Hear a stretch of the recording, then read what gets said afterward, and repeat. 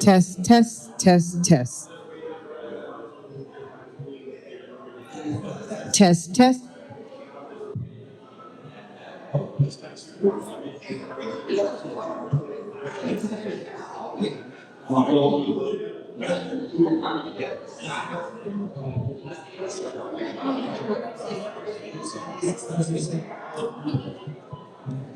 Hello, hello, hello. Hello, hello, hello. Welcome to Meet. If we can start having everyone take a seat, please. Thank you so much. One thing about us, we believe in punctuality around here. We do the real time. So come on in, come on in, come on in.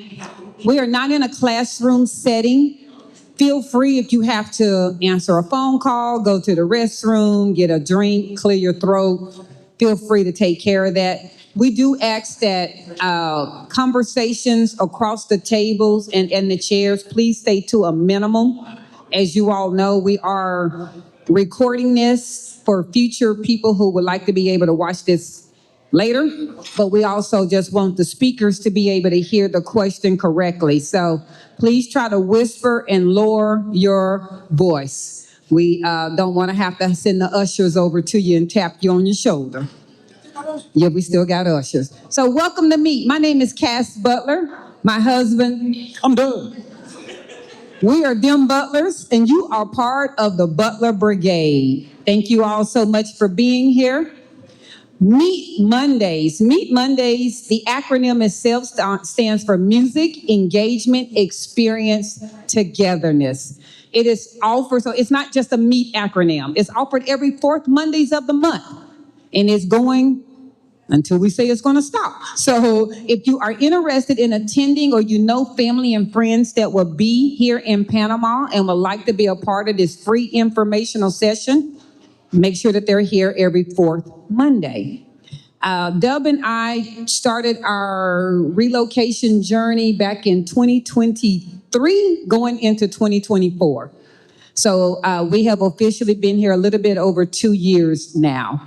And we love Panama. As everyone always asks us, do you like Panama? We go, no, we love Panama. I love Panama so much that I left on a plane at 6 o'clock yesterday and I'm back today. So I was in the U.S. and even my mama said, baby, you didn't allow me to get a hug. I said, you're going to have to hug me in Panama. I ain't playing. I don't like leaving. I don't like leaving. This is home. This is home. Plus, I had to get back to my man, my man, my man. Thank you, Tanya.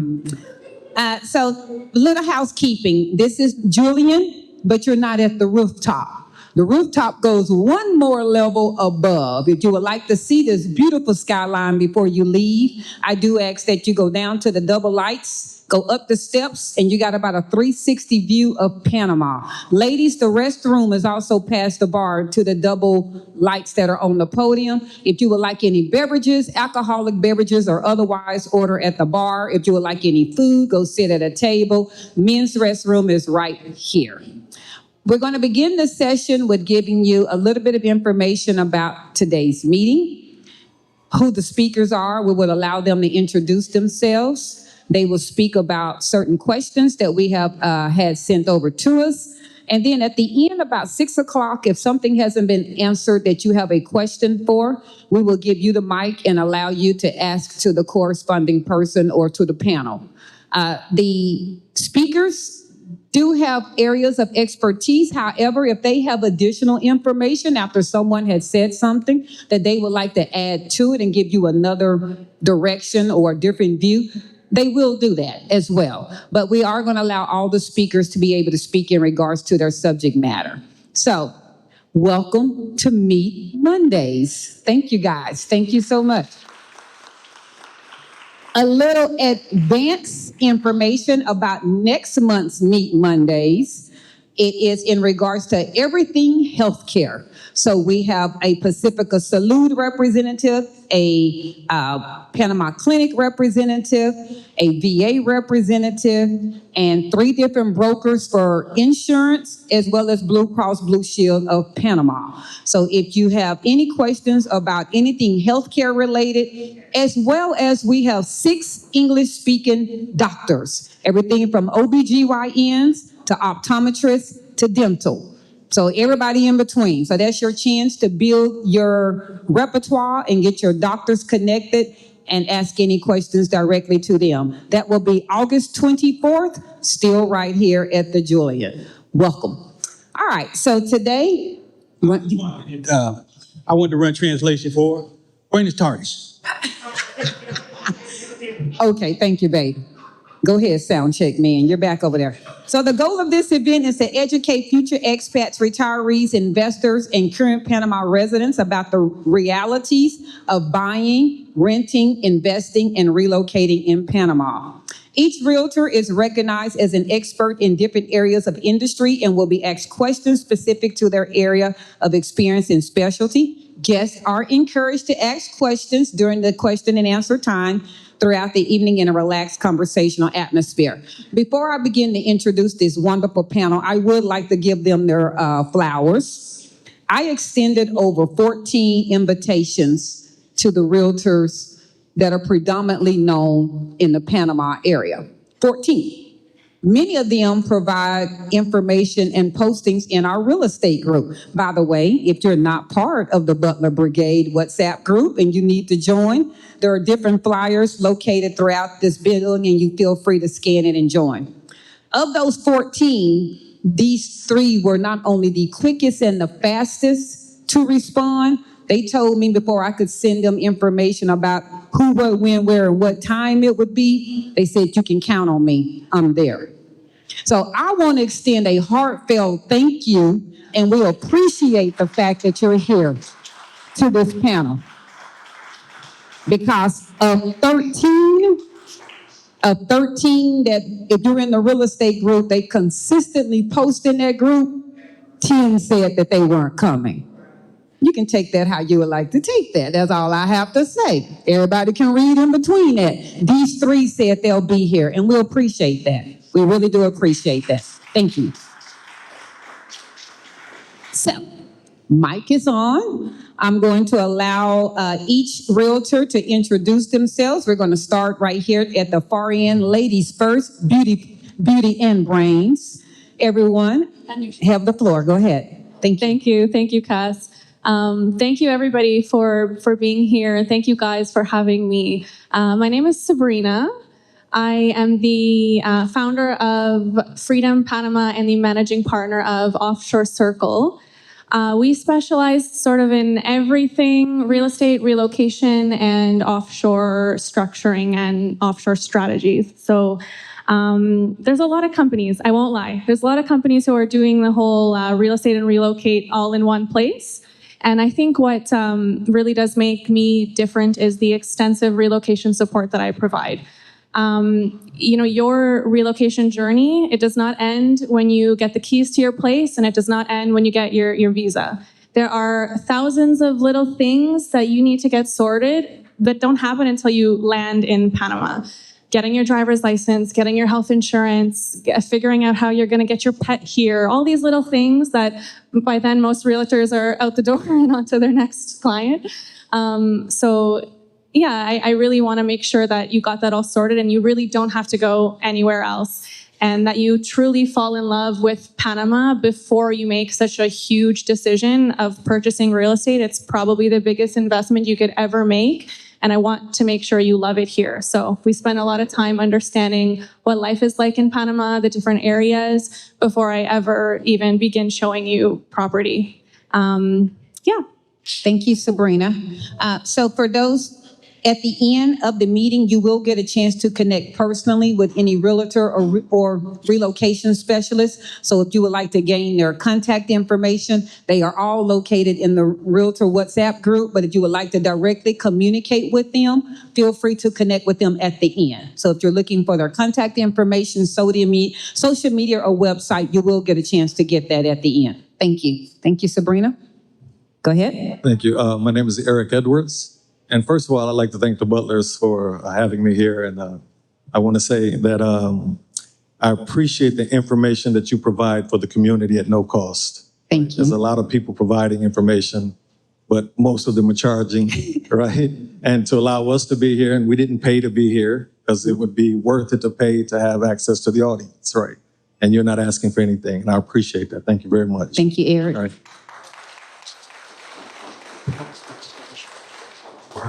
I'm originally from Cincinnati, Ohio. I've lived in Panama for over 30 years. I got into real estate about 20 years ago, but I've been a licensed realtor here for about 15 years. Licensed realtor means that I had to wait a certain period of time in order to take to take the test. And once I pass the test, you get the license. You also have to be bonded. So I have an insurance in case anything goes awry. There's some backing there. Okay. Let me see. As far as areas of expertise, pretty much most of the city. I started my career in the beach area of Coronado, Altos de Maria, and those areas. So I know the areas quite well. I don't work out there as much anymore. I expanded as far as David, dealing with properties and what have you. Again, I no longer work in those areas, but if you have any questions at all, I'm at your service. I probably think one of the things that I do that a lot of realtors don't do, I don't know about the guys at the table, is I tell you the way it is.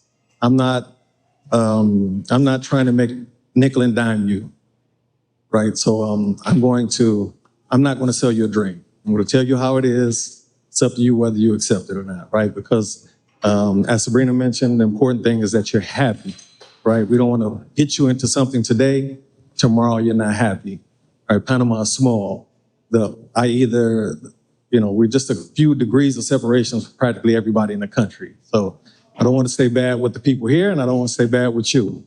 All right, so that's it for me. Again, if you have any further questions about my background, I'd be more than happy to answer those. Oh, we're going to get them asked. No, I'm messing with you. Thank you. Well, good evening, everybody. Omar Ramsey is the name. And before I kind of say anything about myself, I just want to say something about everybody up here. Listening to each and one of them, I don't really know them personally like that. But one thing I think all three of us have in common is that we care about our customers. And customer first is our motto.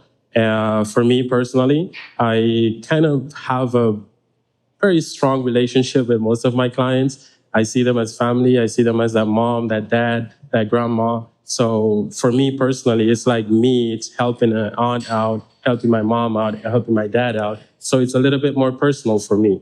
And thanks to that, we have been able to create more of a one-stop shop for our customers, but not just for real estate stuff, but for everyday life.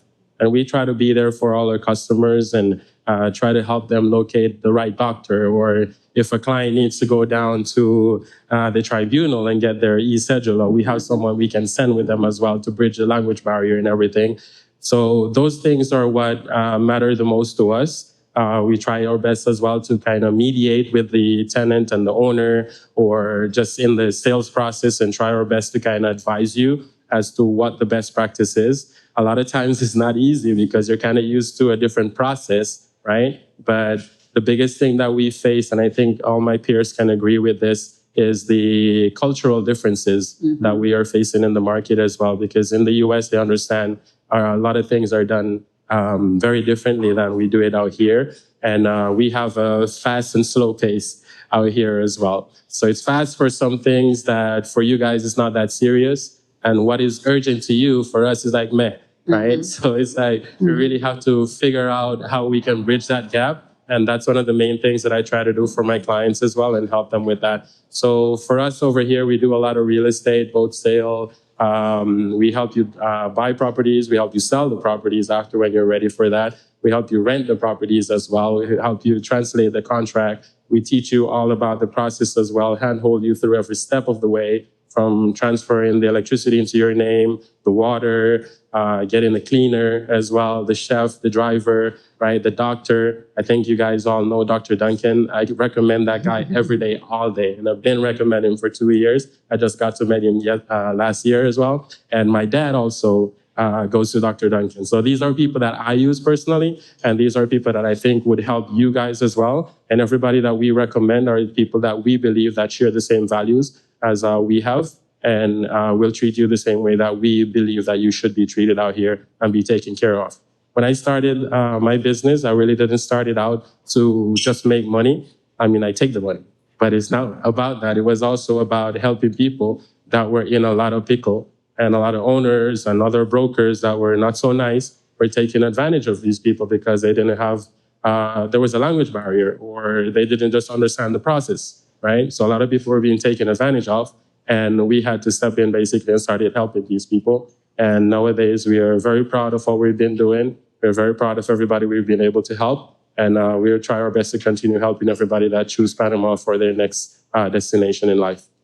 Thank you so much. So in case you missed the names of the guest speakers, you have Sabrinna Misasi. She represents her company, Offshore Circle. She assists you with everything from your relocation journey over to after you have actually relocated. We also have Omar Ramsey. His companies are Sober Services and One Diversity. He also has a one-stop shop that also assists you with everything from your relocation journey to finding your perfect home to after getting the electricity, your driver's license, translations, everything that you may need. And we have Mr. Eric Edwards. His company is Panama Property Guru. He posts a lot of properties in our real estate group. And I hope that you all have been seeing those beautiful properties. He is a licensed realtor as well. So I'm going to give you a little bit more information about this panel that I don't believe in coincidences. Do you all know the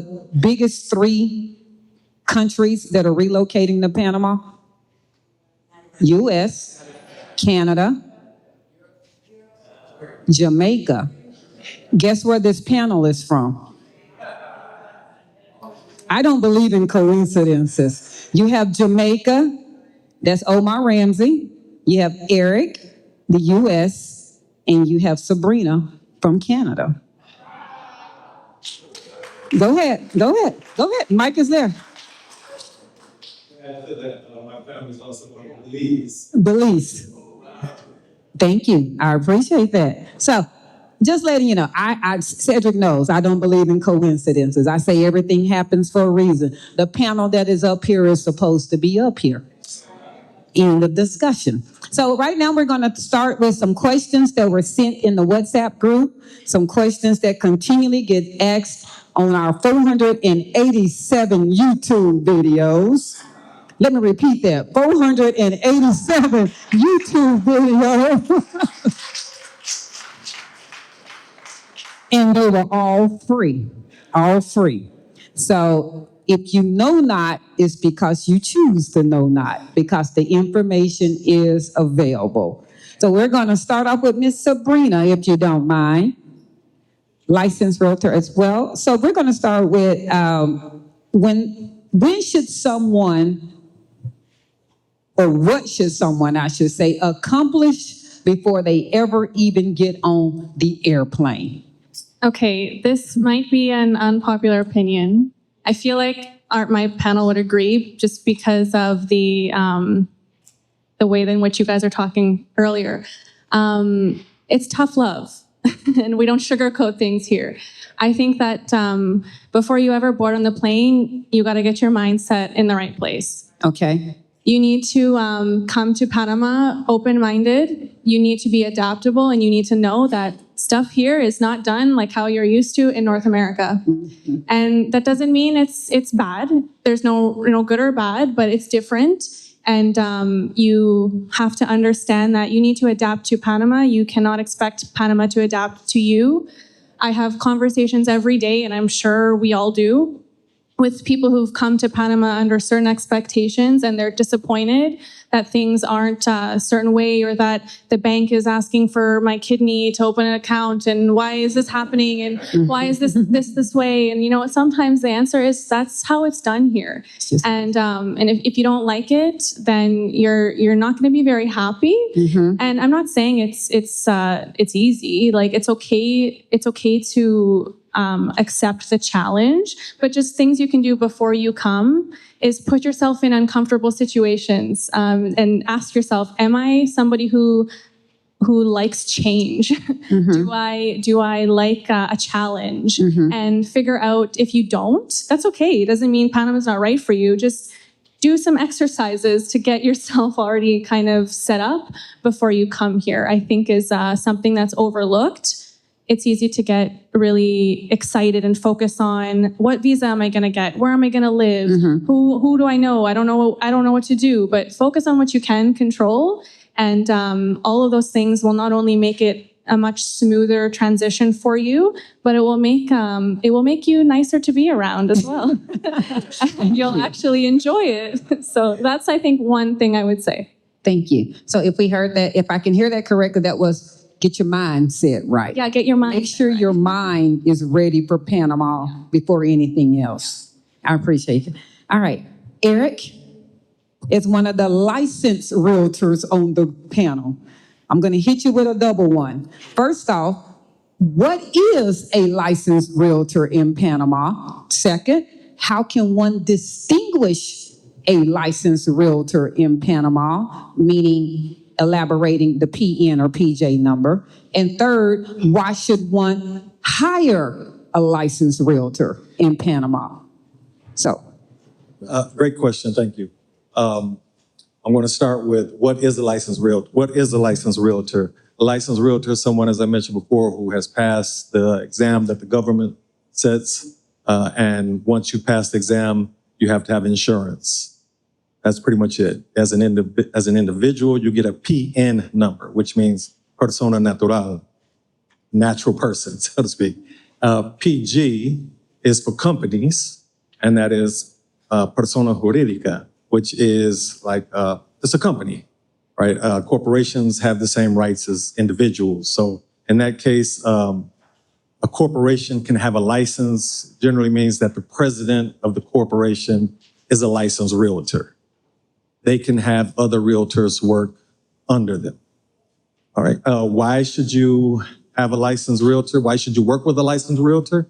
For that backing I mentioned before concerning the insurance, right? So you have insurance. You also can make official complaints to the real estate association or to the government, which is very important because there's a lot of people, what we call in the industry, pirates, operating as pirates, that present themselves as realtors. They're not. And if you have any issues, sometimes it's outside of their control with the person that is selling or the person that is renting. There's nothing they can do to help you. All right. So that's it. if I may elaborate a little bit further. So Panama does have licensed realtors here. Thank you. And you mentioned how can we verify? There is a website by the government that you can put in the person's number, the PN number or the PJ number, and you can see the name, or you can put in the name and see the number, either or, and it'll show if the person is active or inactive. So I'm going to piggyback a little further on that. Then does that make it illegal to have someone not a realtor show me a property as long as they don't identify themselves as a realtor? Can they still work on a realtor's behalf as a leasing agent? I think that's a term that we see a lot here. No. So yes, it is illegal, and no, they cannot. Right? Say that again, please. Even the people that are working, that will tell you, no, I'm working with this realtor. It's illegal. A lot of people do it. A lot of people do it. They have a relationship with the realtor. They work as an assistant. And I guess as long as they have that realtor with them, backing them up, and you're okay, but on the same token, it is illegal.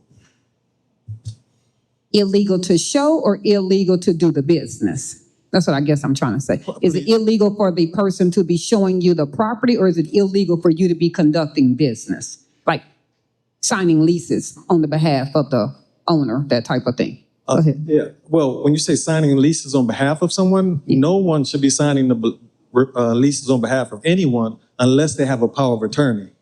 So a lawyer can't do it. A family member can't do it. Often you'll see leases where the property is owned by a corporation, and that corporation is the person signing is the president or the secretary. Doesn't matter. The corporation has to give that person the right to enter into that contract. Go ahead. Yes, I'm just going to add real quick to that, right?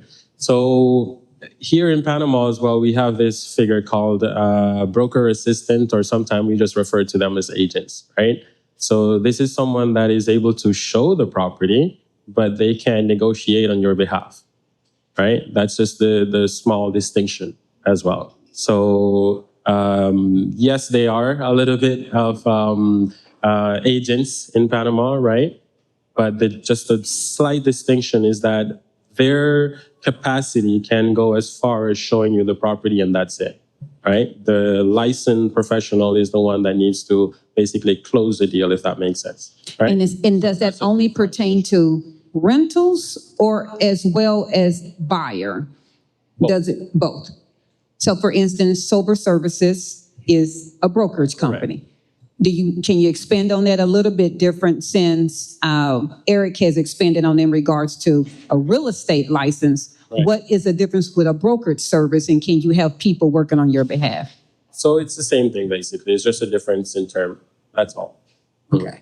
So if I have, and what about those that we may see in Quintra 24, Facebook Marketplace? I see all of y'all faces light up on that. Please take the mic and expand. Go ahead. Yeah, no, I'd be more than happy to. Encuentro 24,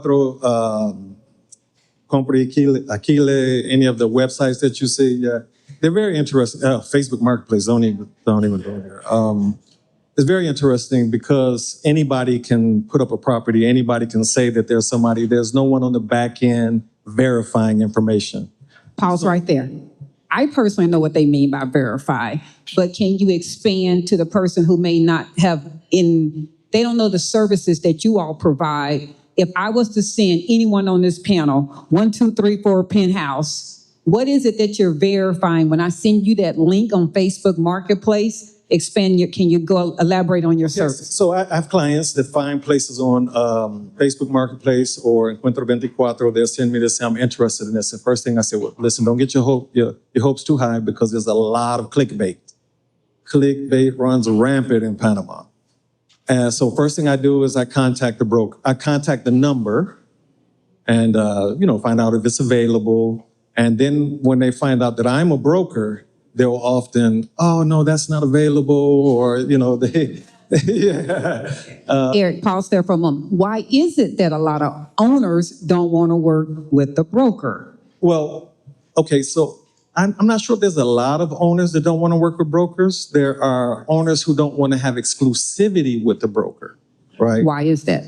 Culture, real estate culture. A lot of people in Panama will say, I don't care who sells it, as long as it gets sold. Right. And I have to have that conversation with them in order to be on the MLS of ACOBIR, which is the MLS for the biggest real estate association in Panama. You have to have exclusivity. And I said, listen, I understand you want to work with whomever, but if you want to sell your property, get a licensed realtor, give them exclusivity for a period of time, because no one is going to invest in selling your property if you just let everyone have it. Right. So you have to have these conversations with people, because the culture, the real estate culture in Panama is very different to what you're accustomed to in the United States and in Canada. And I can expand on some other parts of that later when it comes to like showing properties, for example. Okay. I can wait or? Let's wait a little bit on that. So I know go ahead, Omar. I'm not trying to speak for Omar, but I know one of the things that he had expanded, in case you have never watched our videos, we have no problem saying, because I believe in transparency, is that Omar Ramsey was Cedric and ours realtor relocation company of choice. One of the things that he was very adamant on during our consultation with him is that when we, no surprise to anybody, as I was sending 59,000 Facebook Marketplace links going, Omar, go look at this. Omar, go look at this. Omar, look at this. One of the things that he does is to verify, one, that the owner is the outright owner. And that if it's not free and clear of a title, that was his preference to put Cedric and I in something that the owner owned. And there was numerous reasons for that. You want to go ahead and take that over from that, Omar? Sure. So just to expand a little bit on the previous question as well. So a lot of times owners are basically on the desperate side sometimes when they're trying to rent or sell their property. So they will give their listing to any and everybody, the licensed realtor and the not so licensed realtor, or just the guy that says he is getting his license, right? So everybody basically posts this on social media, or they post it on Offshore 24 or on Facebook. So the dangerous part is you, the customer, does not know if this person is licensed or not, number one. You, the person that is looking at this, does not know if that person actually knows the owner or not, right? Because a lot of these guys, what they do is they steal someone's listing, they post it by themselves, and then when you reach out to them, that's when they contact the guy that actually have exclusivity or actually knows the owner, right? So the best thing that you can do is to find your realtor, vet your realtor, and when you find these listings, send it to your realtor. Don't contact them by yourself. I would never advise anyone to reach out and contact someone for a property by themselves, unless the person that has it can actually verify that they have all of that. Like, So does that mean even in the what's in the Facebook Marketplace? Facebook Marketplace. If I'm in Facebook, can I say, all of it? is this available? You're saying don't even do that initial reach out. If I see it, like it, send it to my realtor. Send it to your realtor. Let Okay. them do the vetting for you, because you don't know most of the time what to ask for. And I don't want to speak for my colleagues here, but I think all of us here have enough experience to know when that person that we're talking to has no clue what they're doing, Okay. right? So it's very important that you hire someone, I'm not saying one of us, but anyone you trust, right, that you want to have represent you. Just send that listing to them and go hang out at the beach or at the pool. We'll take care of the headache for you, okay? It's very important that you do that, because a lot of times I find clients getting themselves in a pickle when they're trying to DIY real estate here in Panama. And that is very, very dangerous. It is. And then you contact us to fix the problem after. So help us to not have to fix the problem after and guide you through it so we can have a very nice opportunity to do this. Now, another thing that I want to say real quick, and No, you're good. taking too much time, but here in Panama, we're a very young country. I really want you to understand this. Panama, to me personally, is only 20 years old. Okay. Because the South Command left Panama in 1999. That's when we were really free, right? So Panama doesn't know what it doesn't know. It doesn't have the experience. It's not there yet. More matured market, if you will, to say, well, okay, the owners now, they have like their own broker or their own realtor or whatever number name you want to give it, that this person have exclusivity on the property. This person is the only one that can sell it or show it, and they have it for X amount of time, basically, right? They're just giving their property to any and everybody. And I don't know about my colleagues, but when I see a property posted more than 2 times on Encuentro 24, any one of these pages, I start to feel some type of way. And if it's there 20 times repeated, I really don't want to touch that property at all, honestly. I don't know if you guys have the same experience, but for me, it feels like a lady of the night type property. Uh-oh.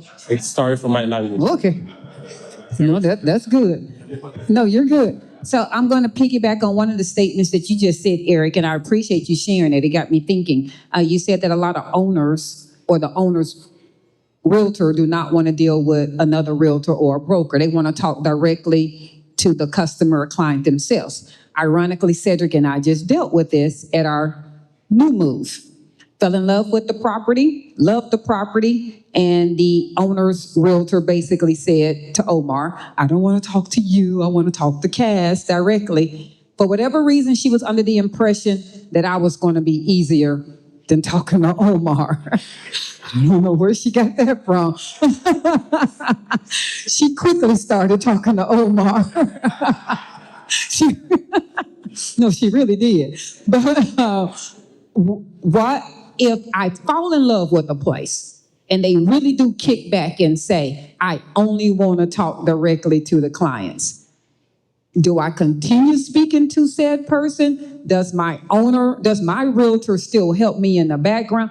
How do you all like to process that? If I really want to see the place, but they don't want to deal with someone who has a realtor? It doesn't matter. I'll still help you. The idea is for you guys to basically get what you want and to be safe in the process. And if that means that I got to give up the commission, then I'll surely do that. But the idea is for you guys to be safe in the market and not have another horror story on social media, basically. So, yeah. So at the end of the day, if I'm hearing you correctly, the majority of the time that the owner or the owner's realtor does not want to necessarily deal with another realtor is the splitting of the commission. Is that fair to say? Or in the case of just an owner, maybe they don't even want to pay a commission. Okay. So if we want to be protected, you would suggest if I was your client, any one of your clients, to still reach out. Do not eliminate your realtor because the owner's realtor doesn't want to deal with another realtor. Right, and you bring up a very good point, and the point is, you'll notice now in the United States with the National Association of Realtors, they had a big court battle and what have you, and what happened is that the buyer has a broker and has to pay their broker, and the seller has to pay their broker. Right here in Panama now, it's still that the seller or the renter pays the listing broker, and they split the commission with the tenant or the buyer's broker. Right. So, for example, you go out, you want to rent a place, you're not paying the broker anything. Repeat that. That's a big myth. We're going to get back up. Repeat that so they can hear that loud and clear. Yeah, well, from the commission standpoint, correctly, right? So when you rent, the renter is paying the listing broker. The listing broker is splitting the commission with your broker, right? So that's where your broker gets paid from the commission standpoint. Mm-hmm. Now, if someone is charging something in addition to that, then that's an agreement that you have with that person. Understood. But the way it works in Panama is split. It's split. Yeah. And is it a rumor or is it correct that the commission is not paid out until 90 days after said renter has been in the new home? That's incorrect. Can you expand on that? Yeah, that's strictly the relationship that the listing broker has with the owner of the property, right? The owner, that if it's a situation like that where they're not paying it into 90 days, that's an agreement that they have. That's strictly, and they need to communicate that with any of the renters brokers, right? So that has to be communicated. In many cases, I have guaranteed. Okay, so what we have now is a lot of people coming and saying that I want a 1-year lease because they know they'll get a better deal than they would if it were a short term or midterm. And then they leave before it's over.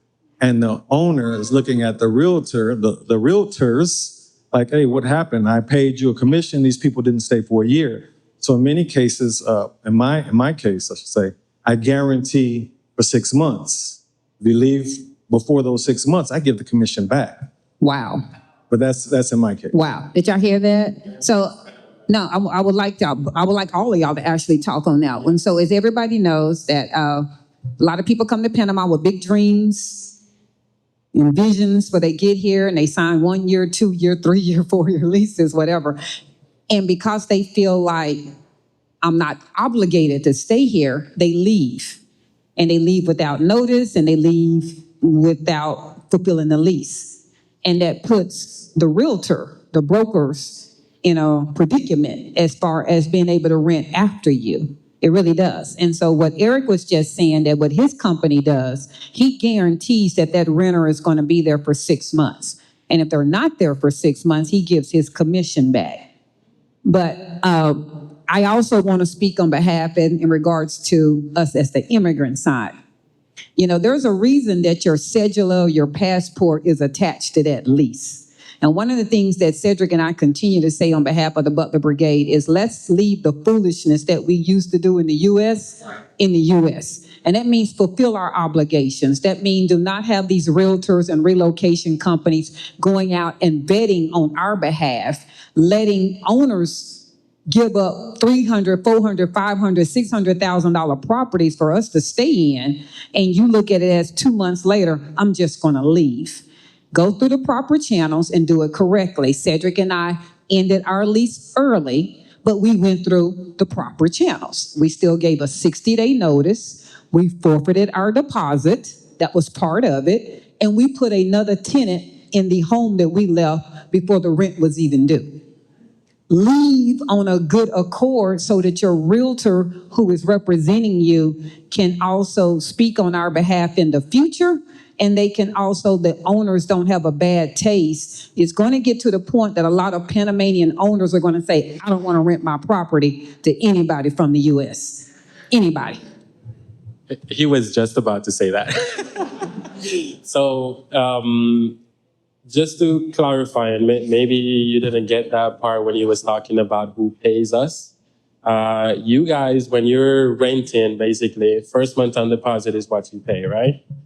The owners, from a 1-year contract, basically, just to use that as a reference, they get 11 months, right?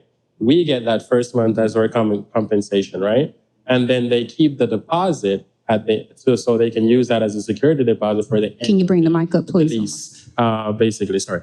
So when some of these clients basically are saying, oh, I just give you the money. No, you do not give your realtor the money. You deposit that money or you send it to the owner's bank account. And even if you're dealing with the owner directly, I'll get with you, sir. Even if you're dealing with the owner directly, do not give this person cash. And this is a personal recommendation. Always have a paper trail. That's just me personally. If they have something different that they want to say, follow whatever you want to. But if you ask me and you consult with me, never, ever give an owner cash. Always have a receipt. Always have a paper trail. Always go to the bank because they will always give you a bank account. Go to that bank and deposit the money in that account that they gave you, okay? Another thing real quick. When you guys, just what I said, Panama is a very young country, right? So it hasn't happened enough yet that is an epidemic where everybody or every owner is actually seeing it. So that's why people are getting away with it right now. But once it get out there to the regulatory body of the real estate market that the Black expat or the expat in general is breaking their lease, then there are going to be amendment to the law, which will then be the same as what you guys have back home. Because what I understand, I've never been to the US, but this is hearsay, okay? So just take it as that. You cannot break your lease there or else you have to pay it outright. That's correct. I understand. That's correct. So Panama is going to get to that point once enough people start doing that. And they're not just breaking it before 6 months. Some people are signing lease and then in a week they're leaving. And then they're saying, oh, I just found something better. This is my dream home. This is what I really want. I completely understand that. I would always tell you, give yourself time, right? If you ask me what's the first thing I would tell you to do, give yourself enough time to look for what you really want. And if you just want anything and everything, we'll find you anything and everything. But if you really want something very specific, then please give yourself time so we can find that for you so you don't have to put us in that predicament. A lot of times this happens to me, Cass, and the client don't even know. And I'm like, hey, it's no big deal. It's all right. It's cool. I got you, right? But a lot of times we have to give back this commission then because, as we said, sometimes we have exclusive agreements with some of these owners. And that exclusive agreement also includes that. What happens if the client leaves before 3 months, before 6 months, or they break their lease? What happened to me? What happened to the What happens to you? commission that they paid? Because there is a security for them for 12 months that they would get X amount of money basically from this Back. contract. You're breaking the contract, and the only compensation they get is the deposit, basically. Right. Which they technically already spent, by the way. Exactly. So it's like, you leave them in also a very bad situation. Now, I want to paint a picture real quick right here. Imagine all of you in this hall right now as owners here in Panama, and you're putting your property on this market, and you have people coming, signing a 1 year, 2 year, 5 year lease with you, and then a month after they break the lease. What would you do? You'd be upset. I just leave it at that. The next question is going to go to Sabrinna, but I definitely want to expand on that in case everybody couldn't hear Eric when he said it initially. You physically do not pay the realtor fee. That first month's rent that we pay, that is what they split between them and the other realtor or whomever. And I don't know whether I want to make sure everybody heard that because he kind of had the microphone a little low. So although you signed a 12-month lease, that first month's rent pays their commission, whomever is splitting it amongst the people. I want to piggyback on that. We have a lot of people that come here, and it is known you don't have exclusivity to a realtor. I personally differ from that as my personal opinion. That's a personal opinion. It has nothing to do with what's allowed.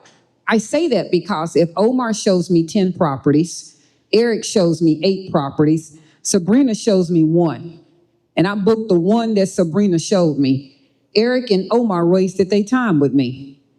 They got nothing. They got absolutely nothing. But Sabrinna got the split the commission. I'm not going to sit there and say you need to give exclusive rights. I'll never sit there and say that. But I do feel that you need to be very fair into whom you actually utilize. If you're going to use 8 realtors, that's your right. Use 8 realtors. But realize if you go to one on Monday and they show you 7, you go to another one on Tuesday and they show you 6, you go to another one on Wednesday and all these people are showing you all these properties, they're not getting paid. That's free. You're in their car, their AC, their gas, their time. They're going up and down the elevators with you, and they're getting nothing but a thank you. And a lot of people don't even want to pay them to have lunch. I differ on that as well. So, Sabrinna, I have a question for you. This is about the relocation. We get a lot of questions in our WhatsApp group in regards to booking neighborhood tours. Because when they initially get here, they don't know where San Francisco, El Cangrejo, Bella Vista, Coronado, they don't know where any of these places are.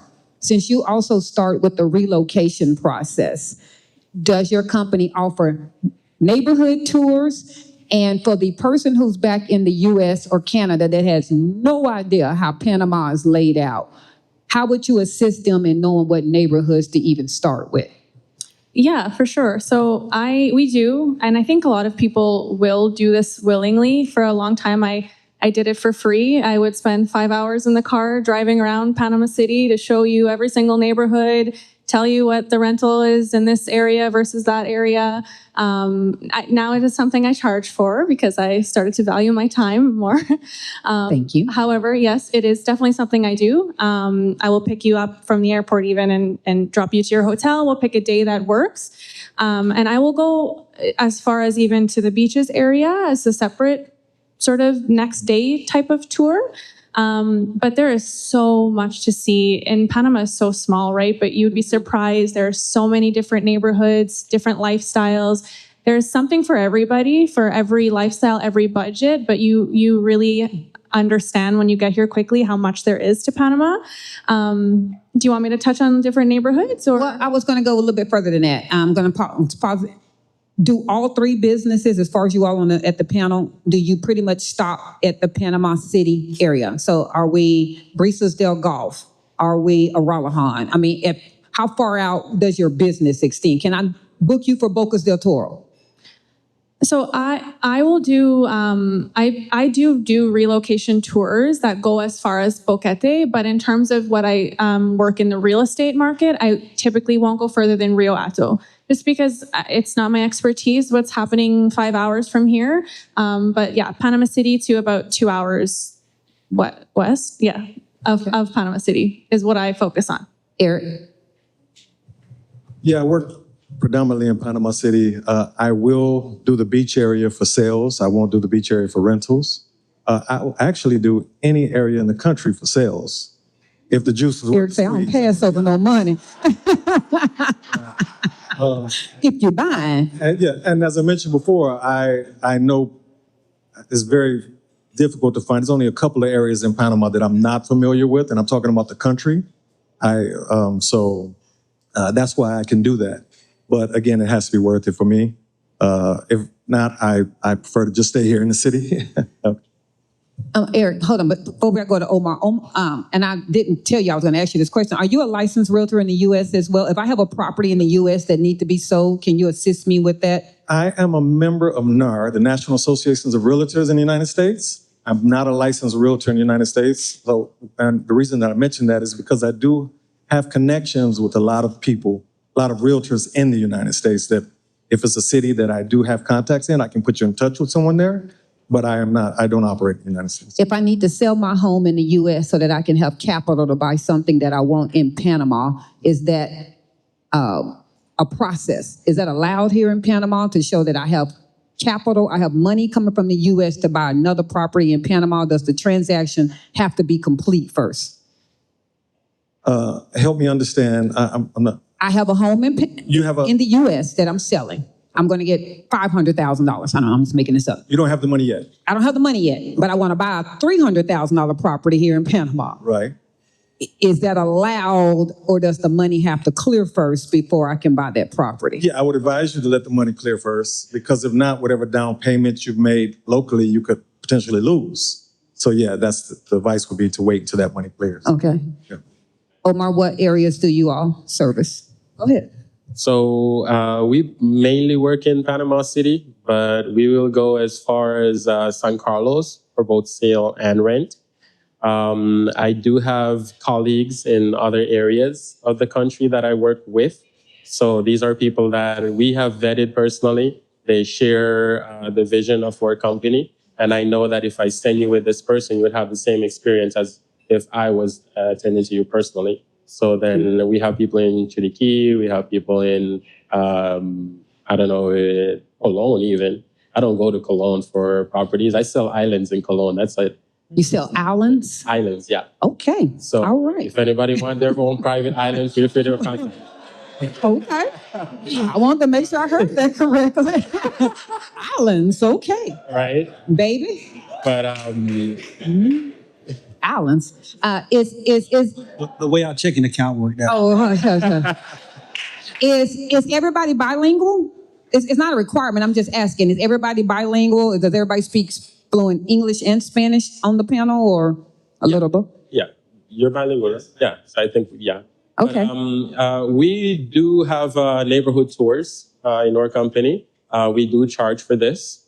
Can you bring the microphone up again? Yeah, I'm sorry. sorry. I know it's uncomfortable. It's different. It's different. Sorry. Hold on. Before you do that, what is the difference between a neighborhood tour and a property tour? So I kind of mix them. I don't really do a property tour and separately a real estate tour. I feel that's a waste of time. Me personally, though, I rather take you to the neighborhood and show you what you can get in the neighborhood instead of just taking you to the neighborhood and tell you what's around there and what you can do. I'd rather show it to you. So I'd rather do what I personally call a real estate tour, right? This will tell you all about Panama City. If this is your first time, it will tell you all about the neighborhood. If you haven't been there, I will tell you all about the building if you've never seen it before. And I'll also tell you all about the apartment and its layout as well. Because some people like bigger balconies, they like more square footage. Some people like newer buildings, but most of the newer buildings in Panama, they're way smaller than what you're accustomed to. So it's like, oh, but I want something very modern. When I take it to the modern, it's like, oh, it's too small. So I'm like, kind of in the middle of everything. But we do have some properties that are the right size. You just have to pay more for them, that's all. But we do help you go around, see all the neighborhoods, all the properties. We tell a little bit about the history of Panama. We tell you how this never used to exist in the past and all of that. Just briefly, and then I send you over to the Bio Museum so you can check that out and learn more about it.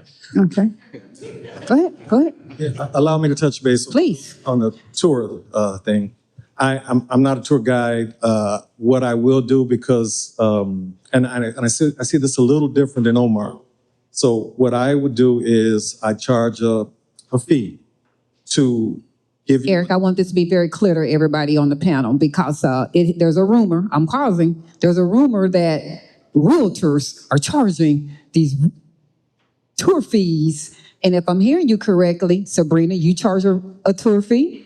Eric, you charge But allow me to a fee, and Omar charges Right. a fee. Yeah, the difference with my fee. So I only do this for people who don't know. You know, if you come, you say, Eric, I want to see an apartment in Panama. Where in Panama? I don't know.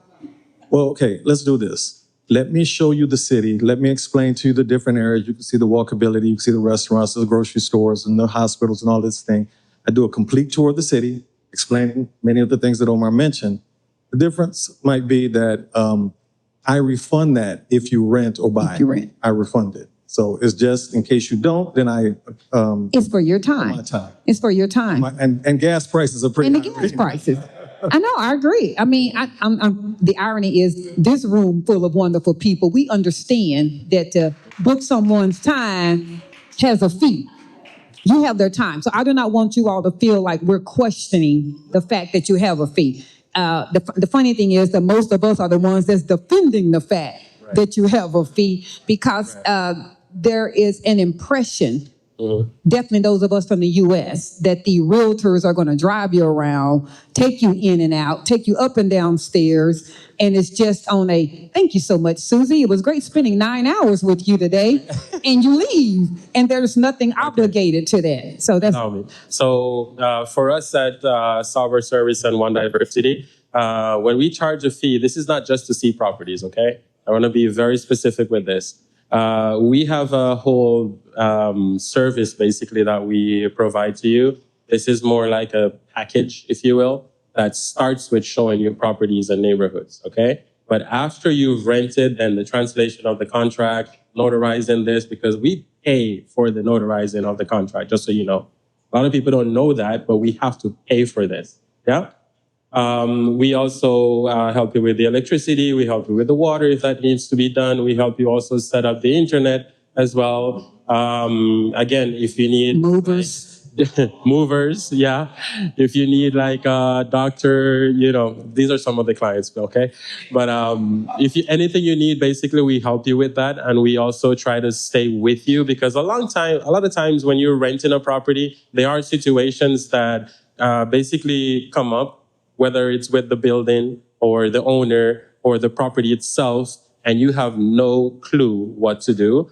This fee also helps us stay by your side and say, hey, how's it going?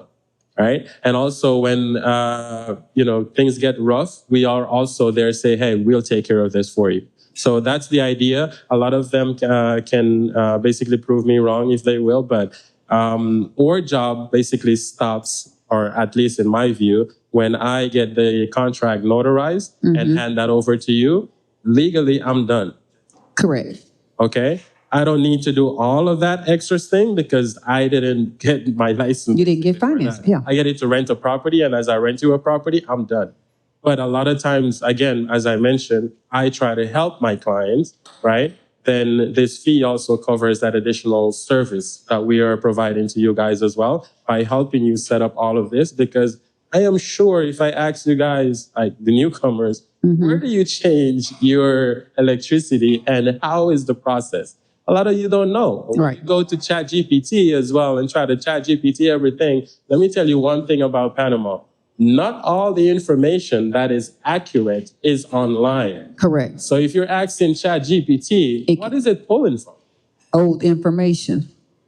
Or Right? just out the... So that's not an accurate way to go about that. So again, because we have identified that a lot of our clients were getting themselves in trouble because of this, then that's why that fee exists. That's why that service exists as well. All right. Thank you. So to expand, just in case everybody didn't hear, because I know the panel does not like holding their microphone up. So Eric has a service that if you book or if you go into a rental with him or you buy a property, his fee is reimbursable. It goes back because you've extended further than the tour. Omar's company, the service that you're paying for, I don't want to speak out of context, Omar, that's a 1-year service that you would provide, basically concierge service. Go ahead. 1 year, one property. That means once you go to another property, you need to contact them again for more stuff. You need to be asking Omar, what's the fee for that again? And then as well as Sabrina basically said the same thing. Not only does she do neighborhood tours, you will pay for her service, but she will spend the day with you and taking you around and giving you that education that you may need. So there is a fee involved. At the end of the day, that's what I'm getting at, you guys. There's a fee involved. It's not free, but it does extend to other areas that they may give. Sorry, Cass, to their I just want to service. clarify something very quick. So here in Panama, okay, I just want to make this very clear with everybody. And if I'm joking all evening, this is the most serious thing I'm going to say. Realtors here in Panama do not charge to show you property just to show you property, okay? It's mainly for the time. And if you're not ready and you're just looking, as most people say, that's where the fee comes in place as well, because I'm not making anything from the 6 hours I'm with you all day, right? So it's only fair for you to also compensate my time, right, for taking you around and driving you around, because I could have attended to a client that was ready now. Okay, I've taken people as far as Coronado, and we tour the entire day. We drive out there. I got to put gas in my car 2 times, right? And then we come back and they say, I think I'm going to go to Africa and invest there. Exactly. You know what I mean? So just bear that in mind, but we're not really charging you a fee to make a living from that. Correct. It's because of our time. And in my case, it's because also the additional services that I know you will need and that I know that is going to benefit you in the long run. Thank and $2 a day, come on. It's not. I do have a question for the panel, and it's whomever would like to answer this. If I am looking to relocate, how far in advance to not be tire kicking, but to see realistic properties that are available? Should I start that process? I'm not tire kicking. I'm not starting, as Sabrina said, that I don't know where El Cangrejo is and Bella Vista. But I know that I'm not going to be back in Panama for probably 3 more months. Is it too early or is it? Go ahead. Yeah, Go ahead. True, renting or buying. Okay. The majority of us come to rent. The majority in the brigade group are renters. So I'm going to base this on renting, and then we'll follow it up with buying, if you don't mind, Eric. I'm going to give this to you after, but correct me if I'm wrong, because you work more in rentals, both of you, than I do. But rentals move much faster. I think the demand for rentals in Panama over the last 5 years has increased a lot more than sales. Buying still has increased, but not nearly as much as the demand for renting. So you don't need, 5 months to find a rental. I think the lesser, the better. I think a couple of months is good. You don't want to come to Panama, look at a bunch of rentals, and then, okay, I'm ready. It's been 4 months. That place is probably long gone. I think you can do your education and figure out what building you want to live in. There's lots of inventory that's always coming available, but something that's well priced in a good building goes fast. So Go ahead, Eric. Yeah, and just to add to that, most of the people coming in are looking for very similar areas, looking for very similar price range, looking for furnished, and these apartments are coming off the market within 2 weeks, right? I often tell people to just let me know a week or 2 before you come, and then we can start searching the market for what's available. And what you like may not be available when you get here, but it gives us a better understanding of what you want. And it doesn't take I want to say this lightly, it doesn't take very long to get a list of properties that meet your interests.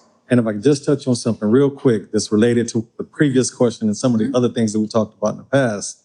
So Panama doesn't have a central MLS, as you probably understand by now.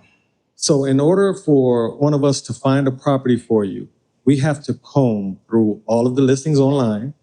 I am a member, and I'm sure you guys probably are too, to several groups, probably 10 groups of realtors that we go back and forth with. I'm looking for this.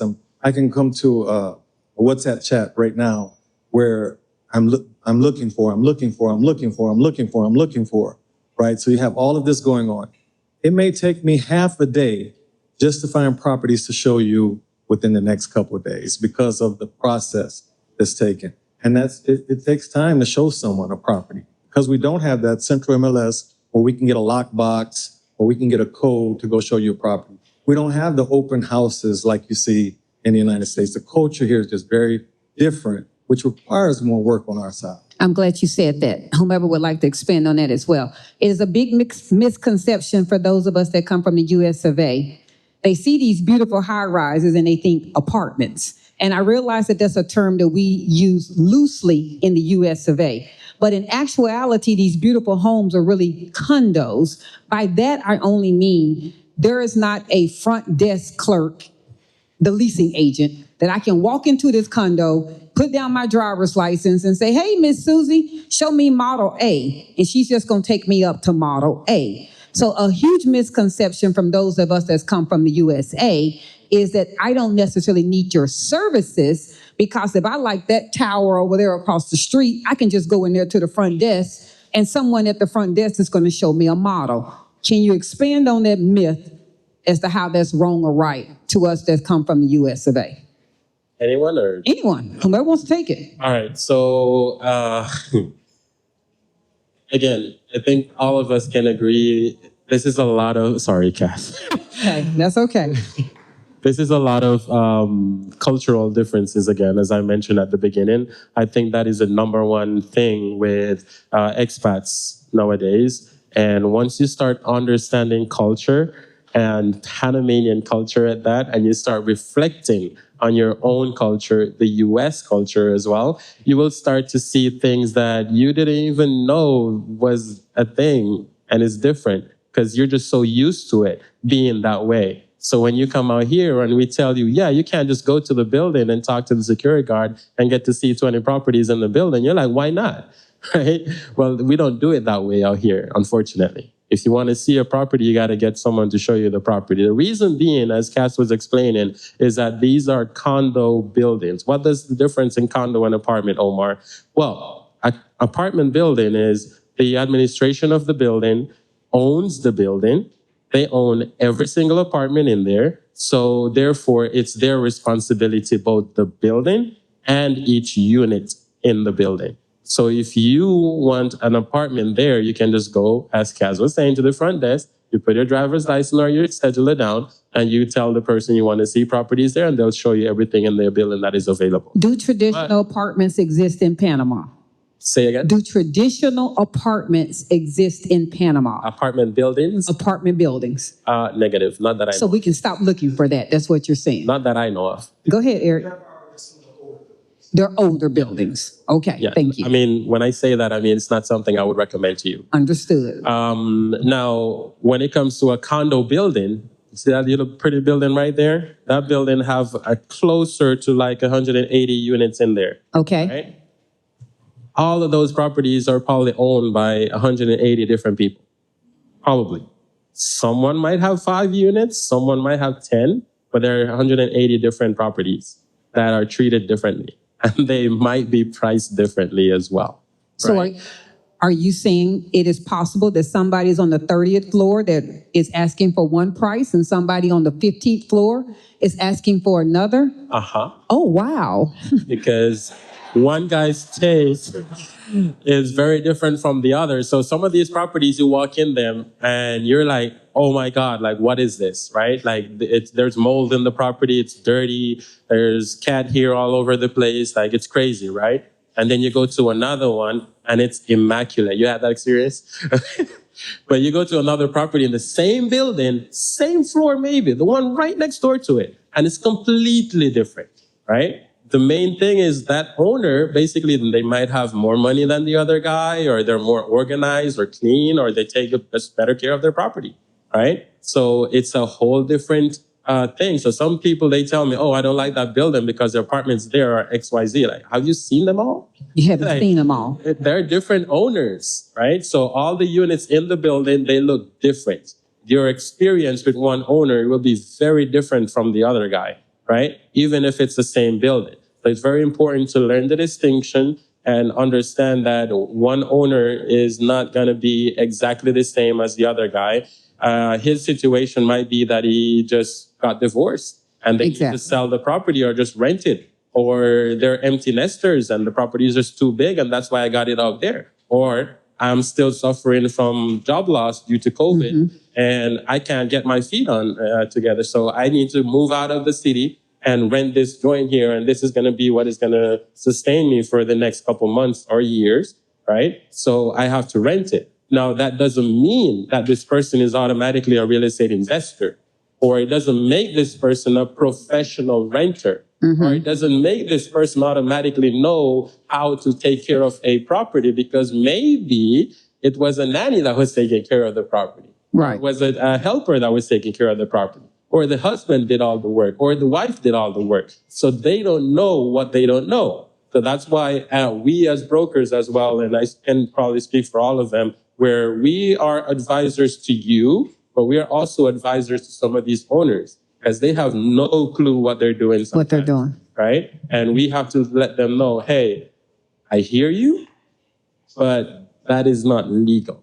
Okay. I hear you, but that's not what the market is about. I hear you, but you're never going to get someone to rent that property for you. For that. I had a client that I had to fight with him for like 3 months because he didn't want to refund the security deposit. Even when the client painted the property and fixed everything, he was like, no, but they did. No, that's not how it works. And you can't get sued for this, right?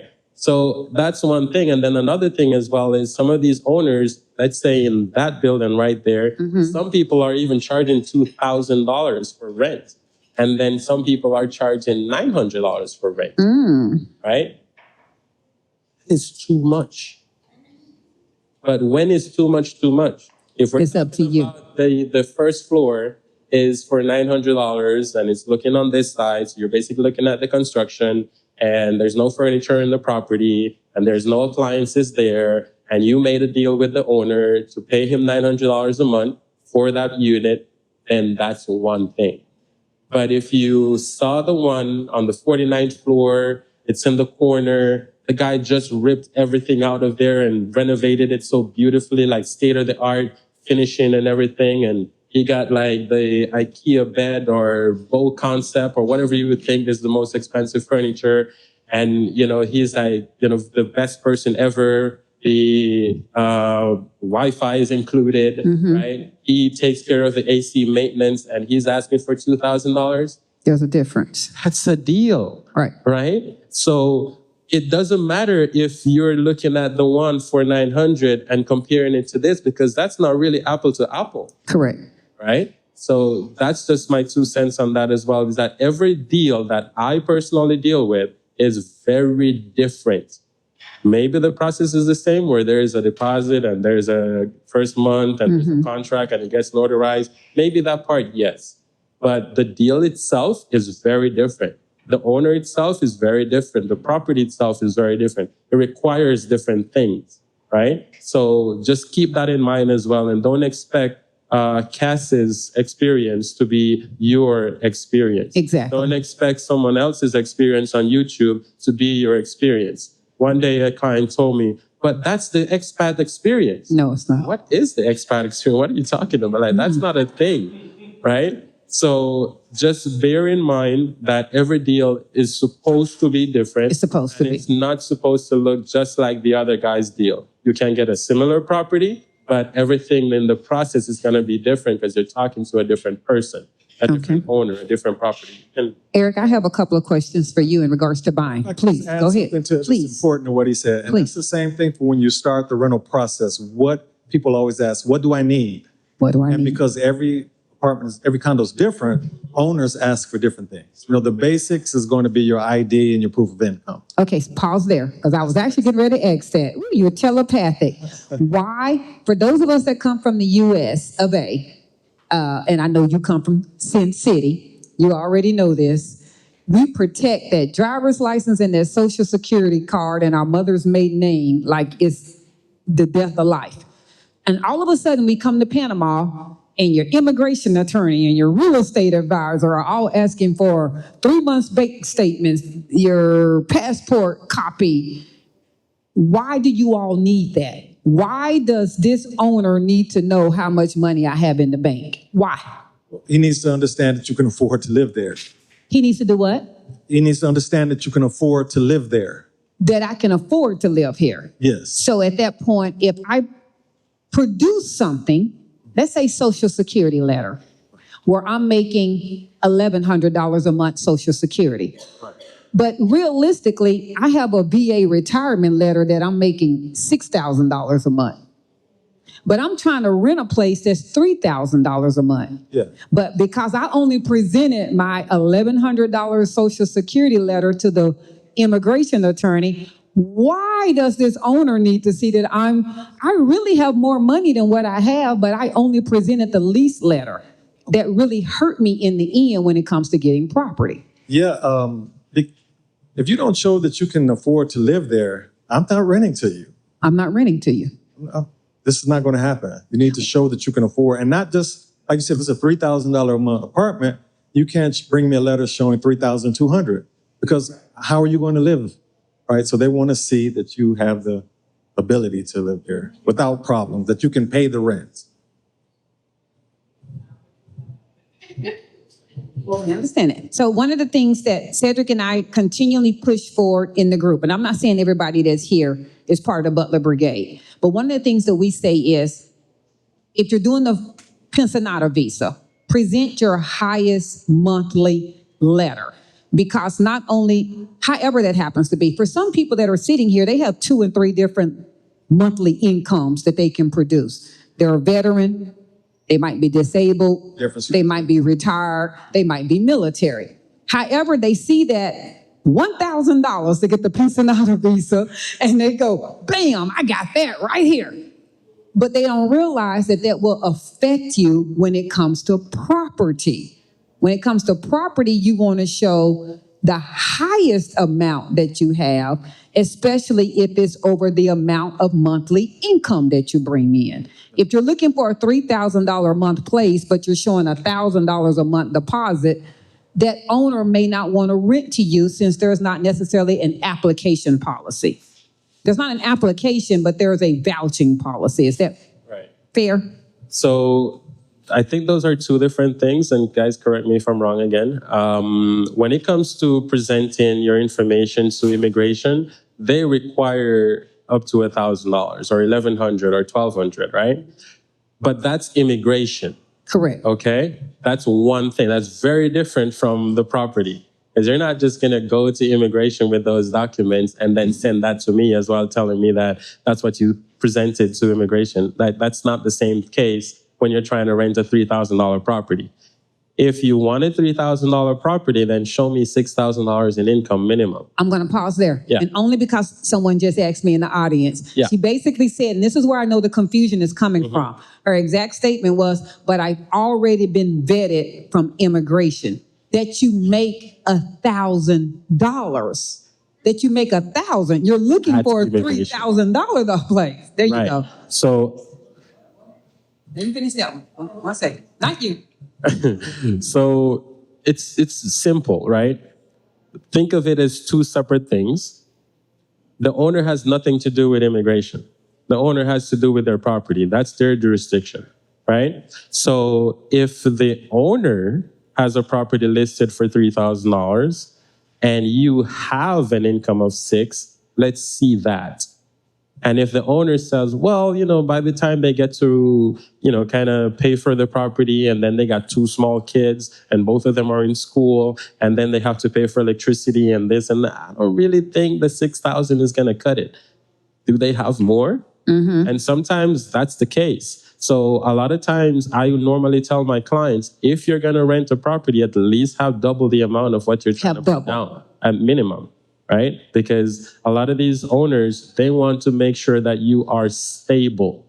No owner wants to rent a property to a client where they think, or it seems like down the line, you're going to be basically calling him, telling him about, oh, I can't make this month's rent. That's not what they're trying to do. So a lot of times if my clients have like, let's say $1,000 income, but they have money in the bank, let's see that as well. Let's see that. Right? And Okay. that's not just to satisfy an itch to see, oh, how much money that person got. No, it's for the owner to be sure that they're making the right decision choosing you as their tenant. Now, are these owners physically seeing our documents that we give you all? Are they seeing our tax return? Are they seeing our bank account? Or are you presenting us to them? I redact.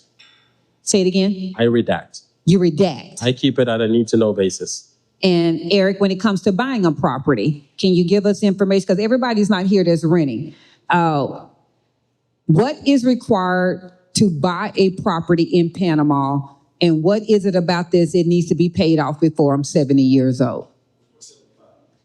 Go ahead, expand. I think it's still on. Cedric, is it still on? The light on. I'm talking about, is there a white light on, Eric? Okay. Thank you.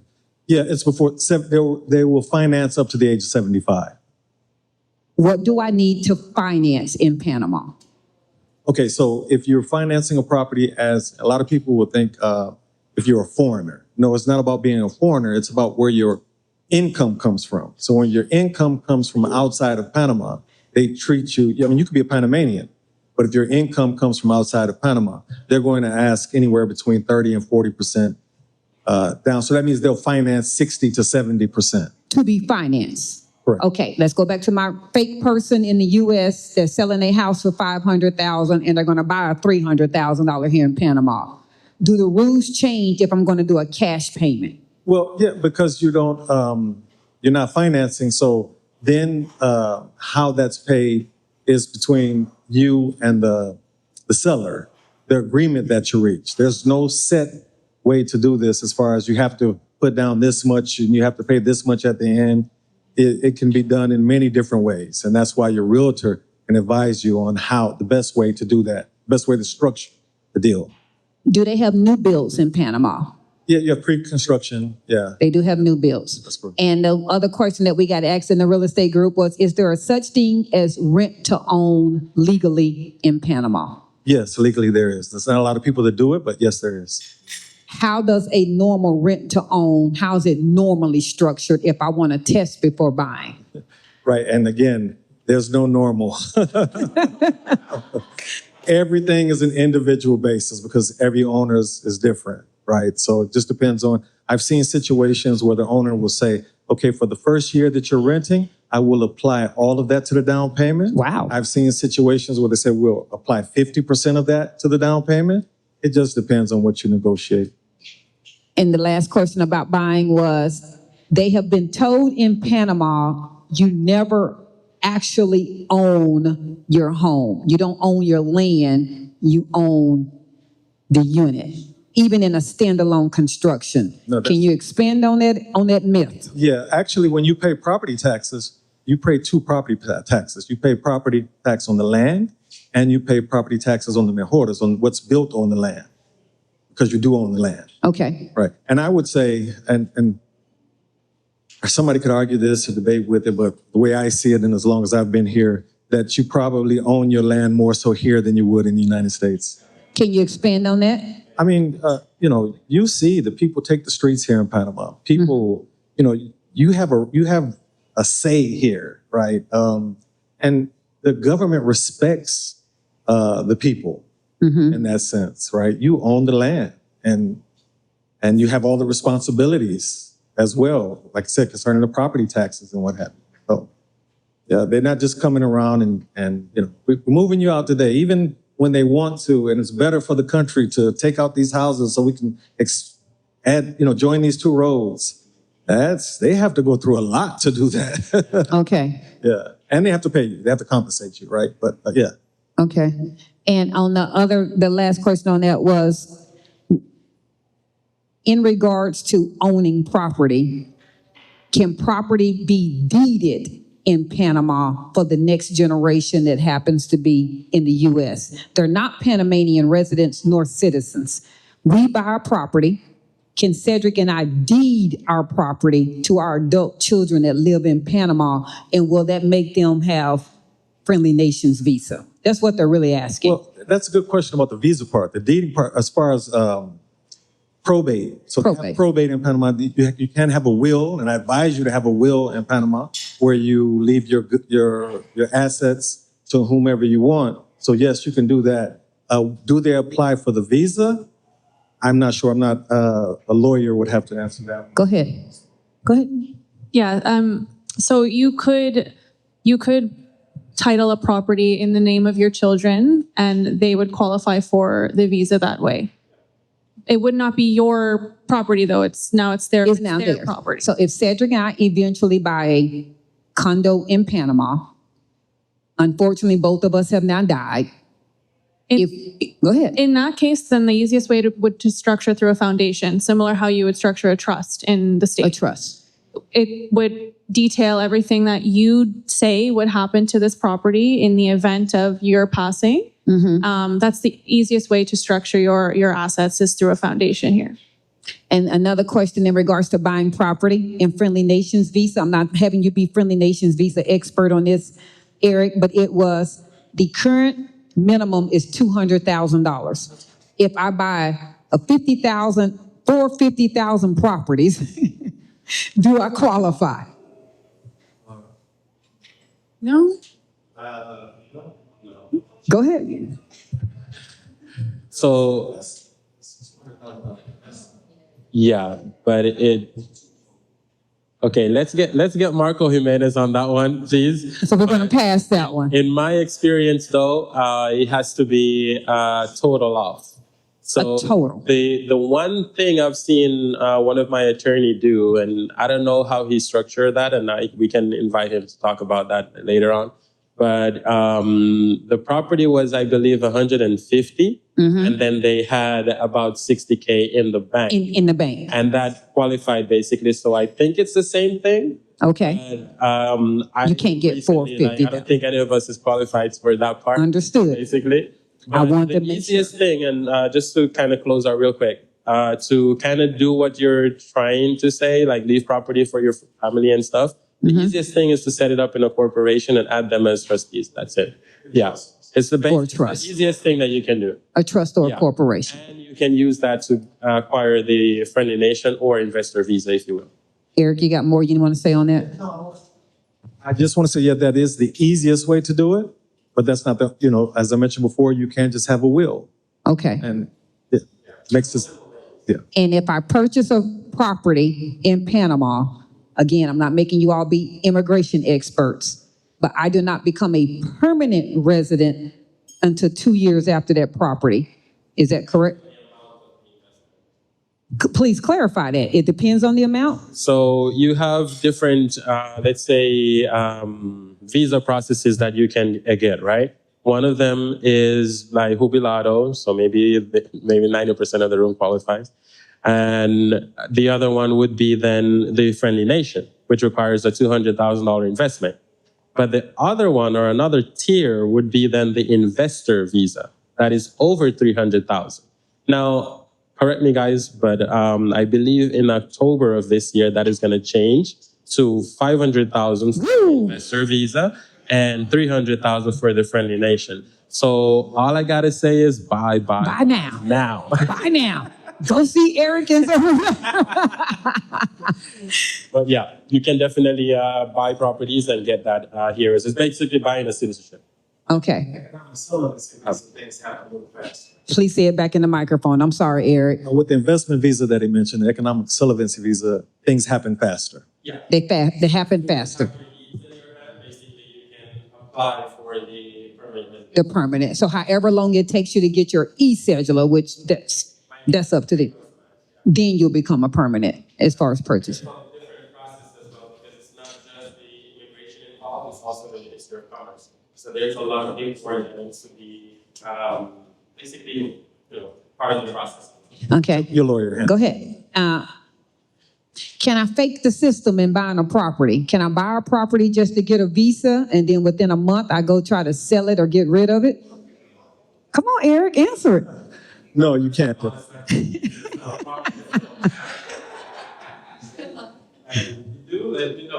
Yeah, no, yeah, it's no. You can't. Okay. All right. Go ahead. Go ahead, Sabrina. You have to hold it for 5 years. You have to hold it for how long? For 5 years. 5 years. For both the qualified investor and the friendly nations. Okay. And one of the other questions before we open up the floor was, I'm not saying you all handle Airbnbs and short-term rentals, but that is the next question that comes in our group is, I'm here to get my temporary. What address can I put down to receive my temporary? And is it possible for me to locate a property during that time to get my temporary? So short-term rentals, temporary, kind of all together. Yeah, I don't deal with short-term rentals either, but I do know that, first of all, you don't need a visa in order to look for a property. You don't need what? I didn't hear you. You don't need a visa to look for a property to engage in a contract, Okay. right? So that part you can do with or without. As far as the address goes, I know certain lawyers, I've heard, they have places where they advise their clients to go and those places provide them with the address. Besides that, I don't know. Go ahead. Okay, so this is a little bit of my arena. So as property manager as well, I do manage a few Airbnbs, thank you. And the idea is when a lot of the clients come, they don't know that that's part of the requirement because maybe they don't have the proper attorney that can advise them as to how to structure their visits to Panama. Mm-hmm. And that's why I always say, reach out to the attorney way before you reach out to your realtor, right? Because they're going to help you structure your visit in such a way where every visit to Panama makes sense and you can actually acquire certain things. I wouldn't advise anyone to come to Panama, meet with your realtor, meet with the attorney, and then go back home to get paperwork. I meet with them virtually first, figure out what you need to bring, and then you come to Panama and start the process then and there. You're saving yourself a trip, and then you can leave us a nice tip. I'm just kidding. That's just one. I got you. But the main thing, though, is that when you're doing the process, it's a blessing and a curse. Panama doesn't really fact check a lot of stuff, right? So some of my clients have been able to use the Airbnbs that they're in as part of their address as well. Now, the main thing that I recommend them to do is after you get your property, reach out or go to the immigration yourself and change your address, update your address, people. You can do it online now. Thank you very much. You can now. We need to talk about that afterwards. But update your address, right? Because if in the future there's any situation, right? And it's like, oh, but I thought you live, no, like that's going to get you in a problem. So it's always good that if you're using a temporary address for your immigration process, always update it afterwards, period. And I also recommend that if you're coming to Panama to buy property or rent, it's more advisable to get an Airbnb. And the reason is the Airbnb that you're getting is a type of property that you will be buying or renting, right? Because there are problems with it. What's up with the hot water, right? Or the key, or the unit is too small, or it smells like mold in here, or the balcony situation, or the ocean view, the city view. So it gives you a little bit of, or just a appetizer of what renting an apartment in Panama looks like, feels like as well. And if you're not sure about the areas, do a bunch of Airbnbs in different areas, 2 nights here, 3 nights there, a week over here. I would recommend to everybody, if you want to go to the beach area to rent long-term, do an Airbnb minimum 2 weeks first, and then let's have a conversation. Okay. I have a question for you, Eric, in regards to buying. If I am wanting to buy a property, do I need to already have communicated with you while I'm in the States? Or is that something that you prefer? Do all of you all do consultations here or while I'm in the States? Reach out to me while you're in the States, and we can level set expectations and get a good and help me get a good understanding of what you're looking for. Okay. And we can have those conversations before. How picky is too picky? Picky. Picky is good. Right. And no, and I mean that with the utmost respect, because I get people in our group that I see that say, I'm looking for a place that can take pets. And then they come to find out that it's more than that. They don't want to walk in and see the kitchen. They want the bedroom to have a walk-in closet. They need... That's great. And I think when you're renting, being too picky is hard, right? Because there's a lot of things, and we can have a conversation about that. When you're renting, when you're buying, buy what you want. Be as picky as you want to be, because you're spending your money, and at the end of the day, you have to live there. Right? But when you're renting, and this is the difficult part for a lot of people coming from the States, because most of the people coming here are coming from home ownership, and this isn't like my place. No, but you don't live in a rental, right? So that's the hardest part for people to understand, is that it's not going to be exactly like you want it. It's a rental. When you're buying, you make it exactly like you want it. Get it as close as you can, and then make it like you want it. To all of you all, if you had to say in Panama City, how many 2,500 plus square foot condos with a bathroom, a dishwasher, double sink, a tub,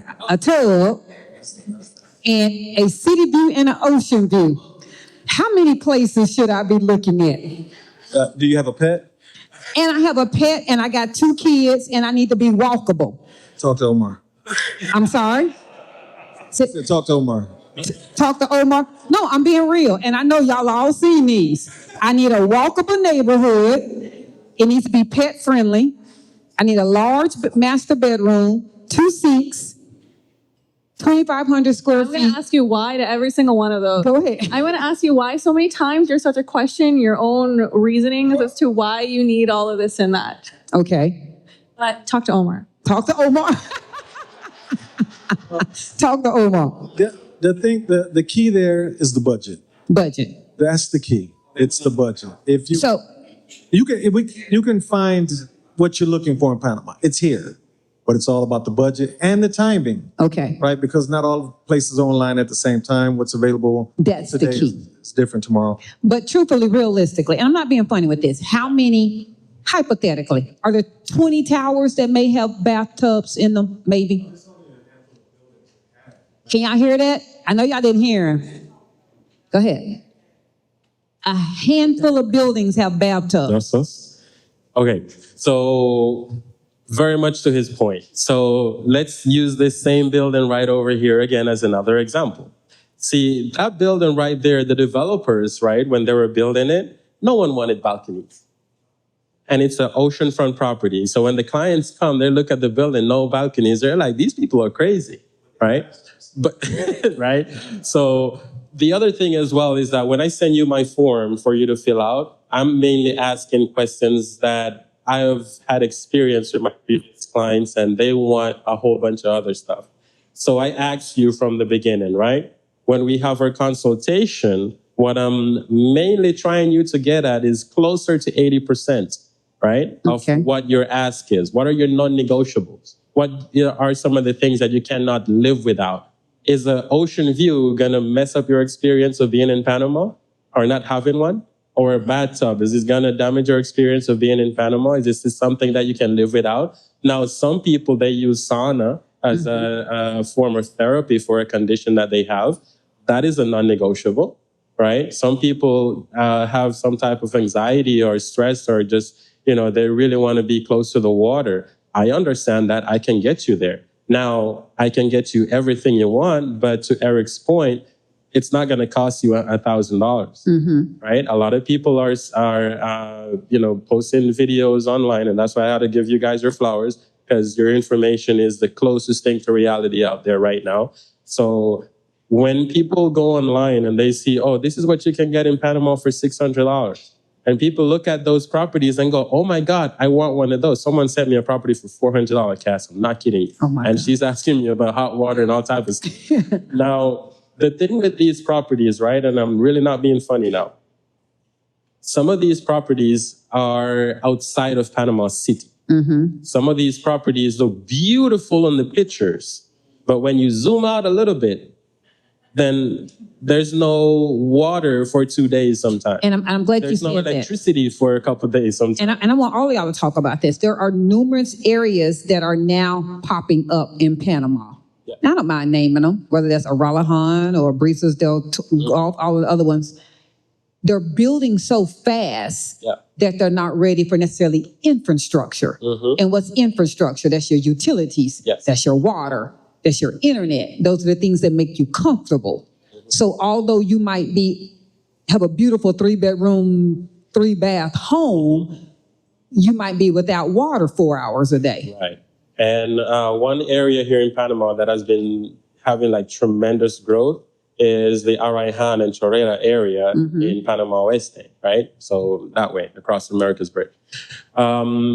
A lot of these developers, right, they're using the zoning or what they call it, the inspection zone or whatever they call it, to submit their projects. And some of these paperwork that they're submitting are outdated.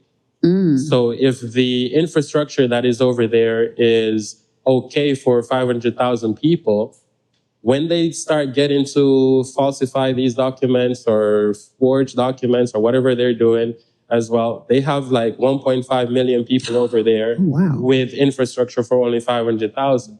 So what the city starts to do now in order to try to accommodate everybody, oh, you get water for Monday, and then you get some little bit on Tuesday, then you get a little bit on Wednesday, right? And a lot of times it's a fight basically with the client because they don't understand that. And they're watching a YouTube video with someone that they trust and love so much. And this person is saying that they can live over there for $400 a month and they are living the best life ever. But when you hear it from a realtor that is experienced, right, in the market, and you start hearing that there is no electricity and there's no water and it's not walkable, right, because you probably have to take 2 cabs and a horse to get to where the property is, then you're like, what is this? So it's not that we're trying to crush your dreams or anything. As she said at the beginning, we have to give it to you how it is. And it's a tough love situation. It sucks sometimes, honestly, but at the end of the day, like, we really need to tell you how it is and advise you properly so you don't get yourself in situations. We appreciate that. All right, y'all. I think I've talked long enough. We're going to let y'all open it up for the next 10 to 15 minutes. If you have a question, please raise your hand. If it's directed to someone particular, address them. If it's just open to the panel, just say to anyone. I'm going to start right here with Ms. Sable. Go ahead. All right. Good evening. Thanks for all your great information. You kind of begin talking about landlords and owners, and I want to hear you expound a little bit, because I honestly believe that 70% of your experience is about who your landlord or the owner is of that particular building. What could we look for to ensure that the person that we are renting, the owner or landlord, is someone who matches our same standard, our same desires? What some of the questions we should be asking the realtor, and also some of the questions, and what kind of responses we could set back. We don't want to still have like our American mindset, but we still also have a certain expectation of how our living would be. You want to go next? Yeah, I'll start it. I think it's really good when you can have a conversation with the owner. Sometimes they have somebody, a property manager. That's important. One of the first things I ask is, who's taking care of the issues when there are issues? Does the person speak English? Right? So that's first. After that, the owner wants to know everything about the tenants, but we also want to know about the owner. Is this a property that are they using this? They're depending on the rent in order to pay for the place, all of that type of stuff. Because if they're to the point, I've seen situations where they can't make repairs because they need the money to pay for the apartment. They don't have any other finances. So that's very important to understand the situation that the owners. Now, whether they're forefront with that, whether they're honest about it, is something that we have no control of. So is that a question, if I'm hearing Sable, that she should be communicating with her realtor who will understand her concerns and you will vet then the owner on her behalf? Absolutely. And when possible, to have her converse with the owner so that they can get to know each other. And I think that that's important throughout the process, because when you know your owner your owner, I don't like to say that, I'm sorry. I know what you mean, the You owner. know the property owner. Yeah. When situations arise, you have a relationship with them. At the end of the contract, you understand if that person is going to have issues getting your deposit back. Because that's a big one, right? You don't want any issues. You want to have that conversation in your contract. It says 30 days before you have to notify them. Okay. At that time, when you notify them that you're moving, start having that discussion about your deposit. Also, having your contract, I'm revealing too much now, but having your contract that deposit is going to be returned within a certain amount of time. In a time frame. Contract. And an expected date. If I'm speaking to you in regards to what my relationship that I need from my owner is, and if you know I'm not going to get that from that owner, would either one of you all advise me as your customer, Cass, this place is not the best place for you? Well, it depends on if they have a property manager in place. If they have Okay. a property manager in place, you can vet the property manager and have a good understanding of how things work. And that happens often as well. One thing there as well to your question, Sable. A lot of times owners want to stay anonymous. So they want Anonymous? to have someone represent them, like a property manager or just a friend or whosoever. But the main thing that you want as well is to have the right realtor or broker, because this person is going to also help you look for those red flags that you don't know about. A lot of time, I think with your Go guys' property at Luxor, right? Go ahead. This owner had the property listed for Luxor 400. When I got there, it was Luxor 200, number one. Number two, when we started looking at the property and everything, we found it out later that she wasn't even the owner of the property, but she was posing as the owner, right? So a lot of times, it's the person that you have representing you. They will be able to be looking out for you as well to say, hey, you know what? I know you like this property and everything, but I don't have a good feeling about it. And if your realtor doesn't have a good feeling about it, trust me, it's bad. Move. Okay? Another thing that you'll find here in Panama is that you'll go into an apartment, and this is common, hasn't been cleaned. There are things that need to be repaired, and they're waiting for someone to say, I want the apartment, here's the deposit, and then they'll fix the things. Eric, that's so funny you said that. Cedric and I, 6 weeks ago, we went into one that was being demoed. And when I mean demoed, I mean they had a jackhammer in there tearing down the walls. And it was hard to picture. I guess a lot of Panamanians have the mindset of we're going to leave it dirty until it get rented. Okay, out of all fairness, it's not necessarily Panamanians, Okay. right? Because these people that own these condos are from all over. I love that. All over, not I necessarily. love that. Yeah. Follow up? I was asking I didn't know if I could ask two questions, but I would love to know if you understand what is the percentage of foreign investors versus local investors, independent investors versus private equity investors. Because what I'm seeing is that there's so many foreign investors, and that's where we're starting to fall into the I don't really care. I've never even seen the apartment. I don't know if that's in the apartment, because they just bought 5, 6, 7 apartments in one building as an investor. So how, just if you can just give us like an idea, and then also, is that something that we should also be concerned about? A lot of these apartments are bought in the name of foundations and corporations, so you never know who the owner is, right? So I wouldn't be concerned about that. I would not be concerned about that. I've met actual owners who own 10, 20 apartments. They've never stepped foot in some of them, or maybe when they bought it, but after that, they don't go, but they have property managers who take care of everything, right? So again, you just have to get a good feeling for the property manager. If you've been in the business long enough, a lot of them you already know, how they take care of things. So yeah, I wouldn't let that stop me. So just because the person is not from Panama, you don't necessarily need to not proceed with whether they're Venezuelan, Colombian, that's just known. Right. Is that what I'm hearing you? Okay. Yes.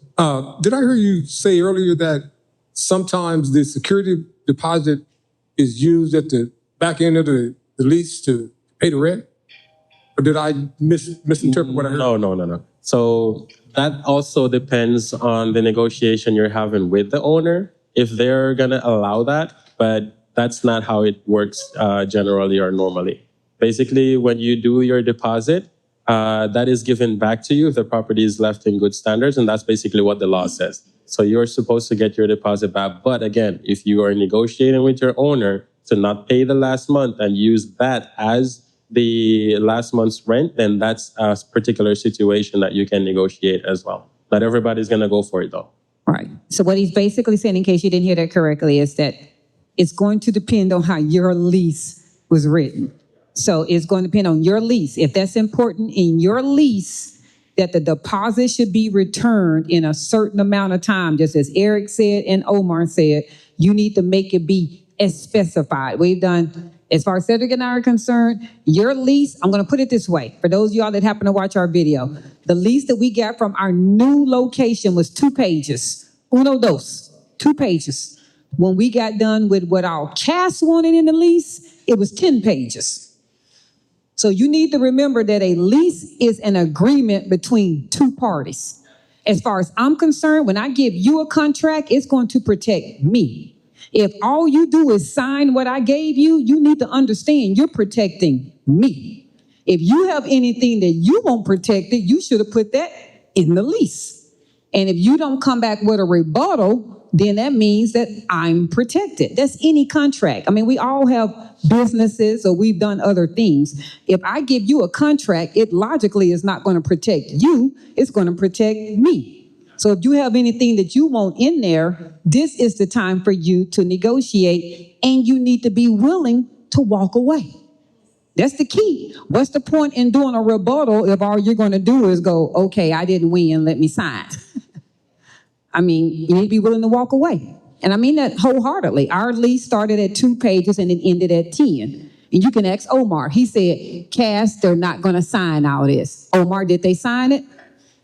Omar, did they sign my lease? I can't hear you, Omar Ramsey. Did they sign my lease? Yes, ma'am. Okay. They signed my lease. Cass, if I could just add that, and this is something very brief, all legal contracts in Panama have to be in Spanish. They do. English and Spanish. English and Spanish has to be translated. Yeah, then of course, your realtor will usually translate it for you, or have it translated. Just, one thing too I wanted to add. So I come from a real estate background in Canada, and I'm assuming it's similar in the States, but every single contract is the same. There is a template that your real estate sends you, you sign it, they fill in the blanks, and that's the case with leases and with purchases. Every single contract in Panama is different. It's case by case, depending on the situation, the seller, the owner, the buyer, everything, the lawyer that you use, everything is different. So just don't be surprised when you buy one property and you use a certain template, or your realtor sends you a certain one, or your attorney sends you a certain one, and the next property is completely different. I don't like that about the Panama real estate market. That's something that took me a long time to adjust to that, but it is what it is. No, I was just going to say for the veterans too, if you had a contract that you previously used and it worked for you, you can present that and say, hey, I want to use this. Another thing as well is, when you're negotiating the contract, be mindful that not everything goes in the contract. Certain things are kind of overstood for us in Panama. I know you guys want it to be very specific sometimes, but some things are overstood, right? In the inventory, I'm not going to put that the property got a door. It's supposed to have one. You know what I mean? So certain things are going to be overstood. So just, if it's not there, don't worry about it. Again, if you have the proper realtor, you will never be in a predicament. All right? If you're purchasing property for investment as a business, do you have to be registered in Panama as a business? No. Thank you. You're welcome. So you can be a business in any country, but still purchase a property in Panama under your business entity. Yes. Okay. It actually helps you with tax purposes if you have your LLC in the US, buy the property out here. Answered. Ma'am, I think you had one earlier.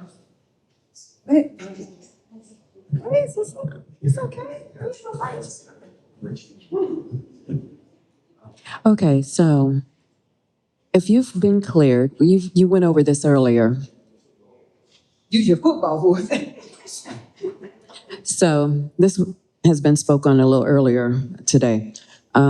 If you have been cleared to purchase and you have, let's say, the 500,000, 600,000, you already sold your property. How come I have to keep showing, well, not how come, but if the attorney is going to verify, is that good enough? That you're covered? I'm And not your sure if I retirement understand the too? question. Do I show all my valuable personal information every time I'm looking at a different property through maybe a different realtor, maybe one I worked with Yes, for you wanna 5 translate? months? Do I I'm have not to sure. keep showing the next person the next 2 or 3 months? Okay, yeah, you don't have to present your information until you decide just to see a property, you don't have to provide your information. The only thing you need to provide to see a property is your name. Maybe, as realtors, we register our clients with the sellers or with the other realtors. So, and that means just your name, sometimes your email, occasionally. Well, there was a No one in caveat. Panama Yeah, should there was ask a you for Social caveat to that. Security at any time. There was a caveat to that. She said if she happens to contact Omar, you, and Sabrina, do each one of you all need her personal information first off? Let's start there.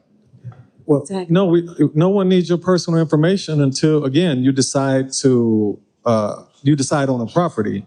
That's it. No one needs it up front. They can ask qualifying questions. I can ask you, we have KYC here in Panama as well, but we need to know who our clients is. So I need to know where your income comes from, but I can take your word on that. I don't need to see the actual paperwork.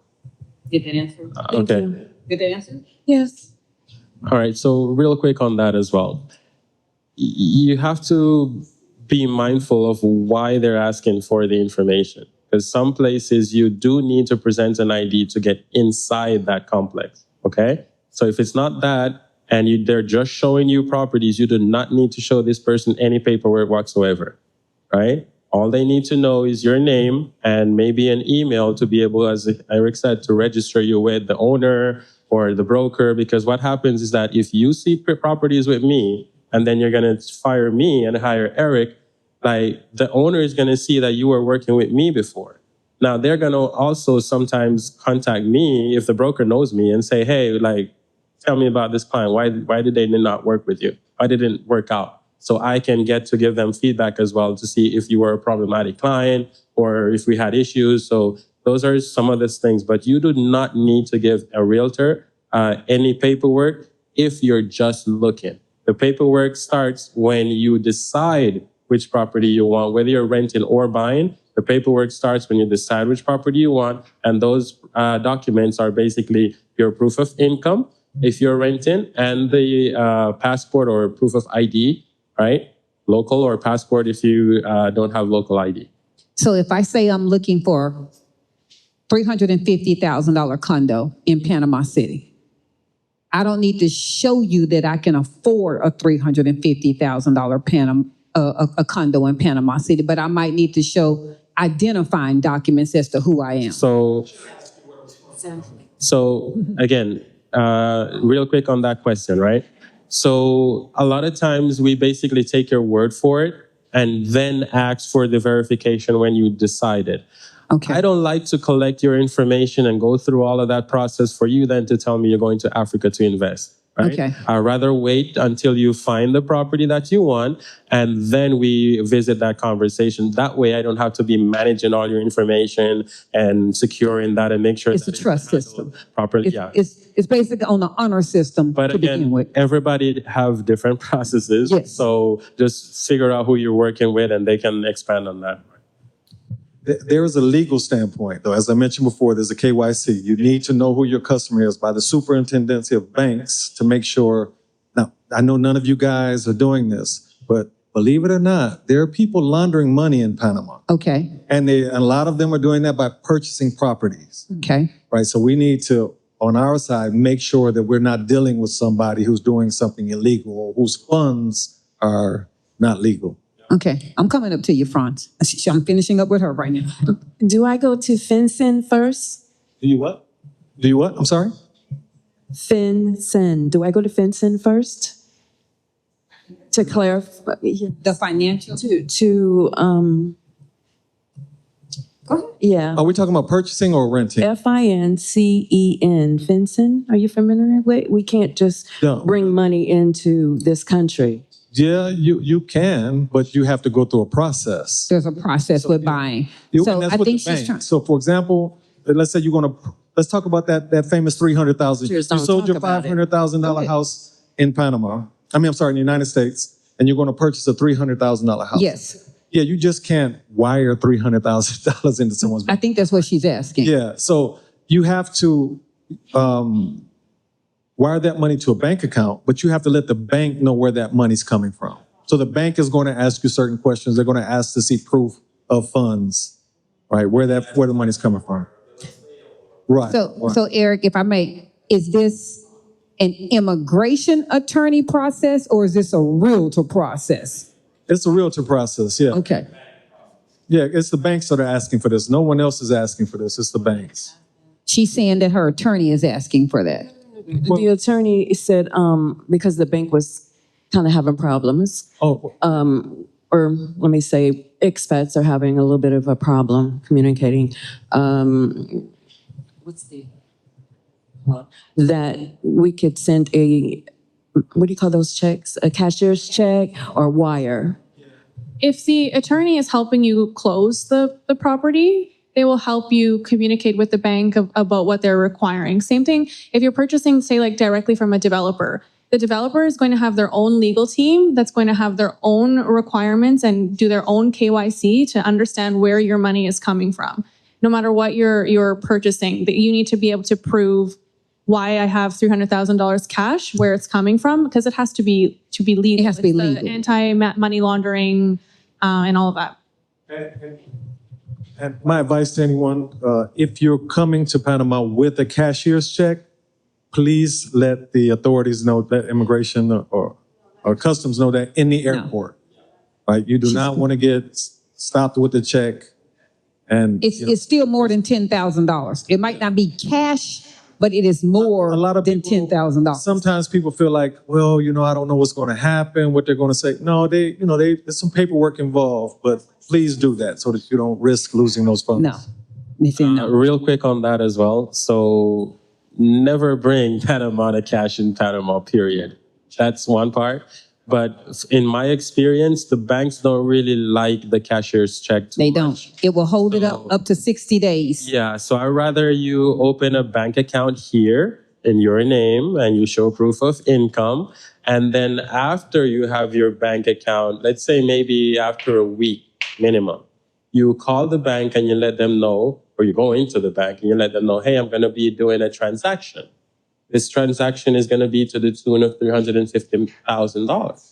The reason why I'm bringing this money here is because I'm buying a property, and this is where the money is coming from. This is my personal account, and I just sold my house, and this is the bill of sale, and this is the sales contract, right? The reason why I'm telling you to do this is because the bank afterward is going to freeze your account. They're going to freeze They're it. going to ask you all those questions. So just be proactive in that sense and comply with what the bank is already going to need. Right. And again, that's why you need people that know the process in order to guide you through the process in the proper way. That's All correct. right.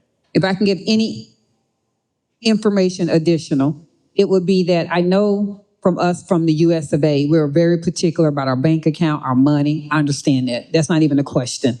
But you're going to have to learn how to trust the people who are here as well.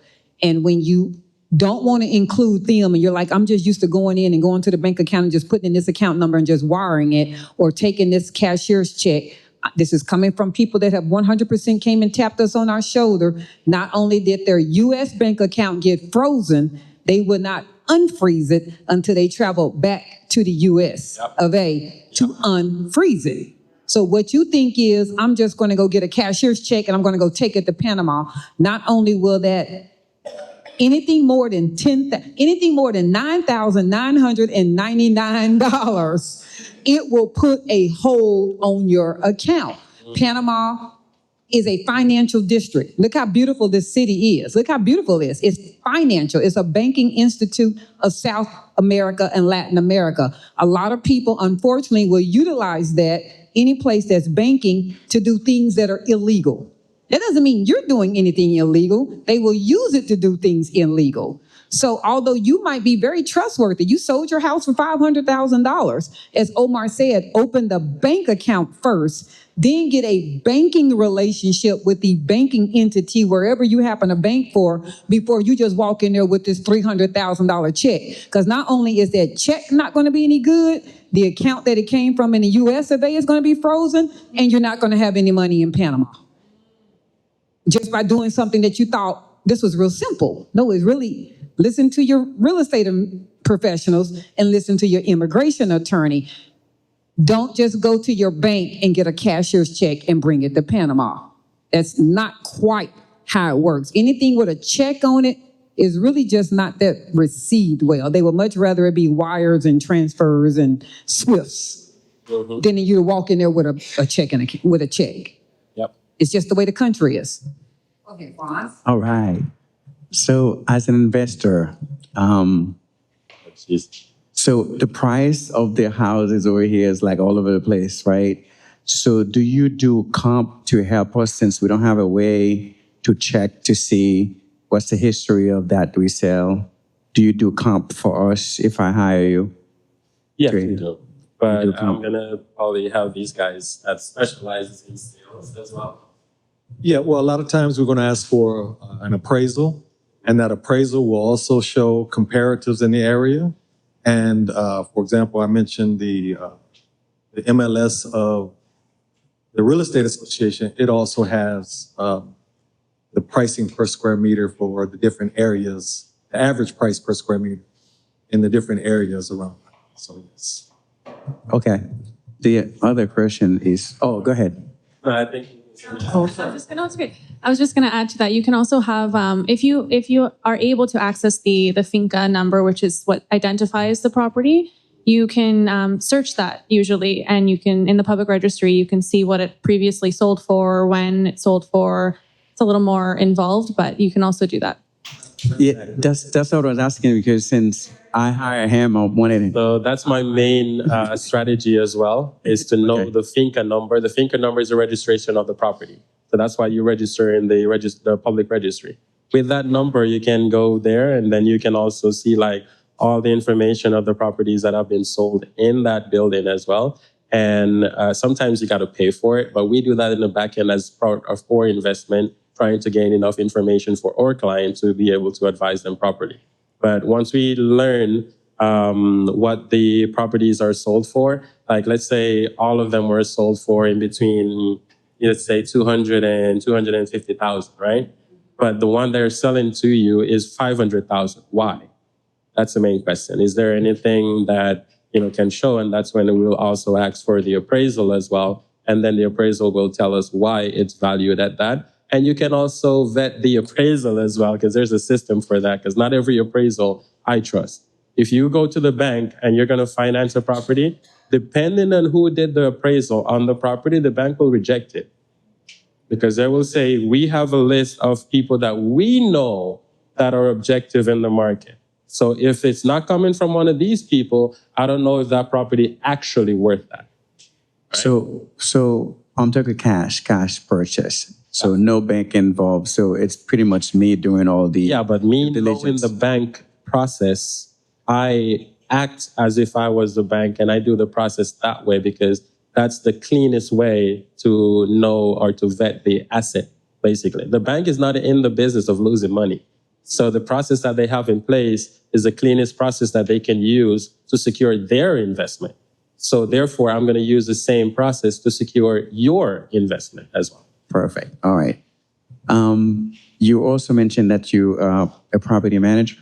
Yes. Okay, so if I want to be a silent investor, I just purchase, let you handle everything. What's the process? So we hold your hand through the process of acquiring the property, registering it in your name, getting all the utilities, and we also help you, let's say, include or set up. I would advise you to go watch one of her first videos as well, of how we took a property from zero, no appliances, no lights, no shower door, no faucet, nothing. And we basically turned it around into a livable property. So that's basically what we'll help you to do as well, from start to finish. We'll oversee the entire process, and we'll make sure that we have the proper, let's say, contractors or workers there, or when you're not paying a gringo price as well. I didn't want to use that word because that brings up a lot of... I think he's also coming from the point of if he needed someone to rent the place. Yeah, like, so... how hands-off can he be if he says, I own it,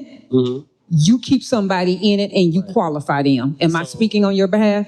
Our process basically covers everything, from helping you acquire the property, to setting up utilities, to setting up the property, to getting a renter, and also help them during the process if anything breaks, to fix it.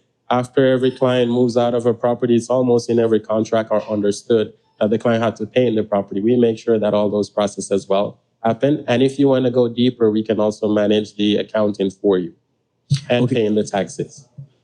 Please.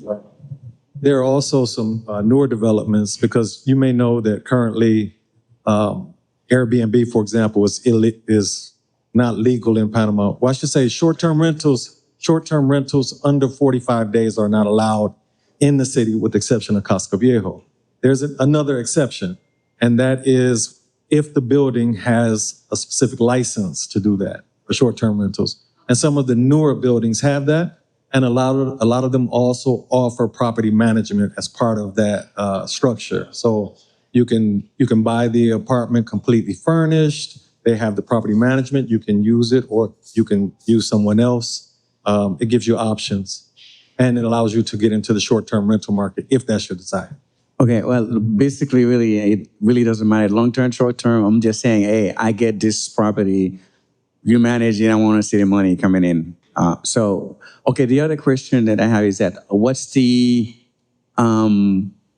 threshold, like, for repair? If something needed to be repaired, do you have a structure before you could call me to say, hey, this costs $5,000, or do I give you permission from the beginning to say, hey, if anything costs but $3,000, don't need to call me.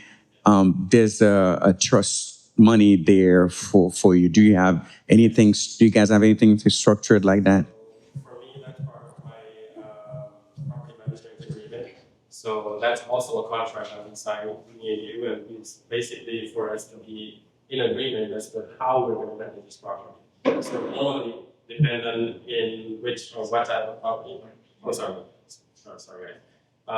Depending on what type of, is it on? It's on. Yeah. Okay. So depending on what type of property it is, if it's a brand new property, then there's not a lot of repairs needed. You know, and even if there's some type of repair needed, it would still be under warranty as well. So all we need to do is just contact the developer and have them fix it, right? But sometimes we set a specific budget. Right? Let's say that's $500, or let's say that's $1,000, right? Or let's say it's only $250. So if there's some repair that needs to take place and it's under $250, I can do those repairs without bothering you until the end of the night. Okay? If it will be in the contract. Yeah, but that's something that we agree on. Okay. Right? And I'll explain what number I would advise you to have. Is it up? Yeah. All right, thank you. There we go. All right, thank you, Deb. So that's the thing. So it just depends on what type of property you have and what we want to agree on. Because a lot of owners want to be like hands off, but they still want to control it or micromanage it. So it depends on what you want to do, and depends on how much you're willing to authorize as well. Some people don't want to go more than 250. Some people say, hey, if it's 1,000, and some people say, hey, if it needs to be fixed and it's mine to fix, and you can prove that, then send me the information and go ahead and do the work. Because the last thing I want to do is incommodate or to put the client basically in a situation where they're uncomfortable and they want to leave the property.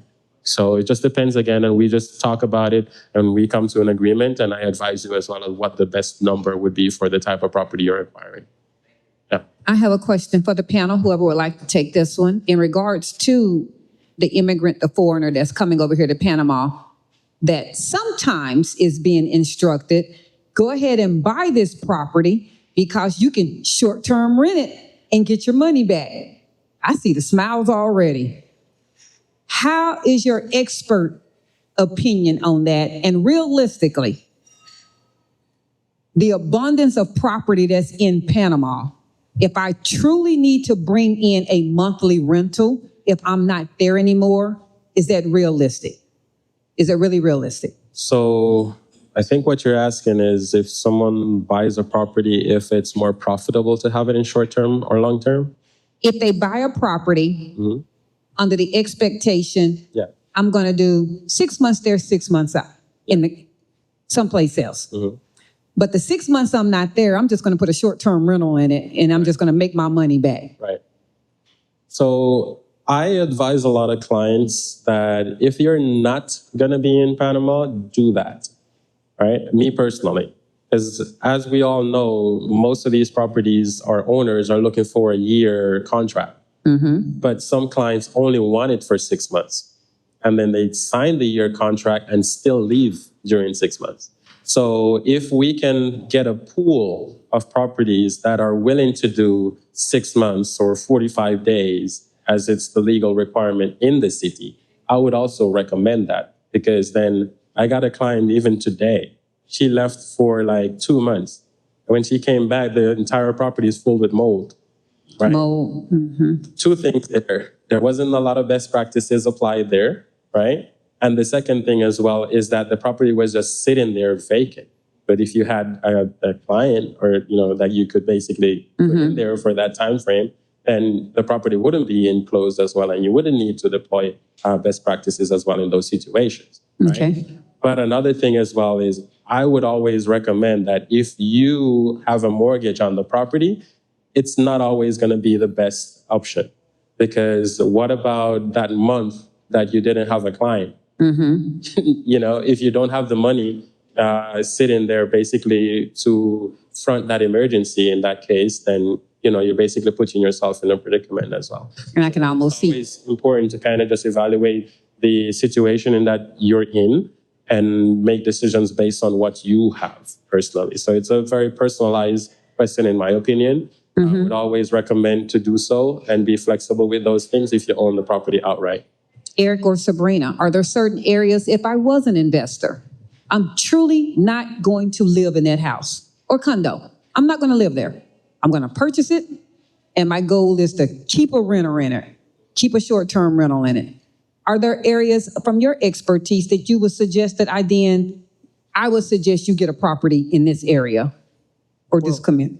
First of all, let me say, I differentiate between short-term and mid-term rental. Okay. Right, so short-term would be that sort of under 45 days. Mid-term would be like 3 to 6 months. And there probably is a gap in the market here in Panama right now for those type of rentals. So that is there's an opportunity there. Which areas? It's the areas that you hear about all the time. Okay. Marbella, well, and I have to tell people, you have to understand that Marbella is an area that encompasses El Cangrejo, O Barrio, Bella Vista proper, El Carmen, right? So all of those areas, especially again, Marbella, Bella Vista, the places that are walkable around the supermarkets and what have you, those are, I think, gold mines right now. Yeah. Is it a waste of is it a waste of my time or to my best interest to look at the beach? No, there's a market there at the beach as well. There's a market. I can't speak to it because I do belong to some broker groups that are constantly looking for certain things in the beach. So there's demand probably up to the Playa Blanca area, to Rialto area.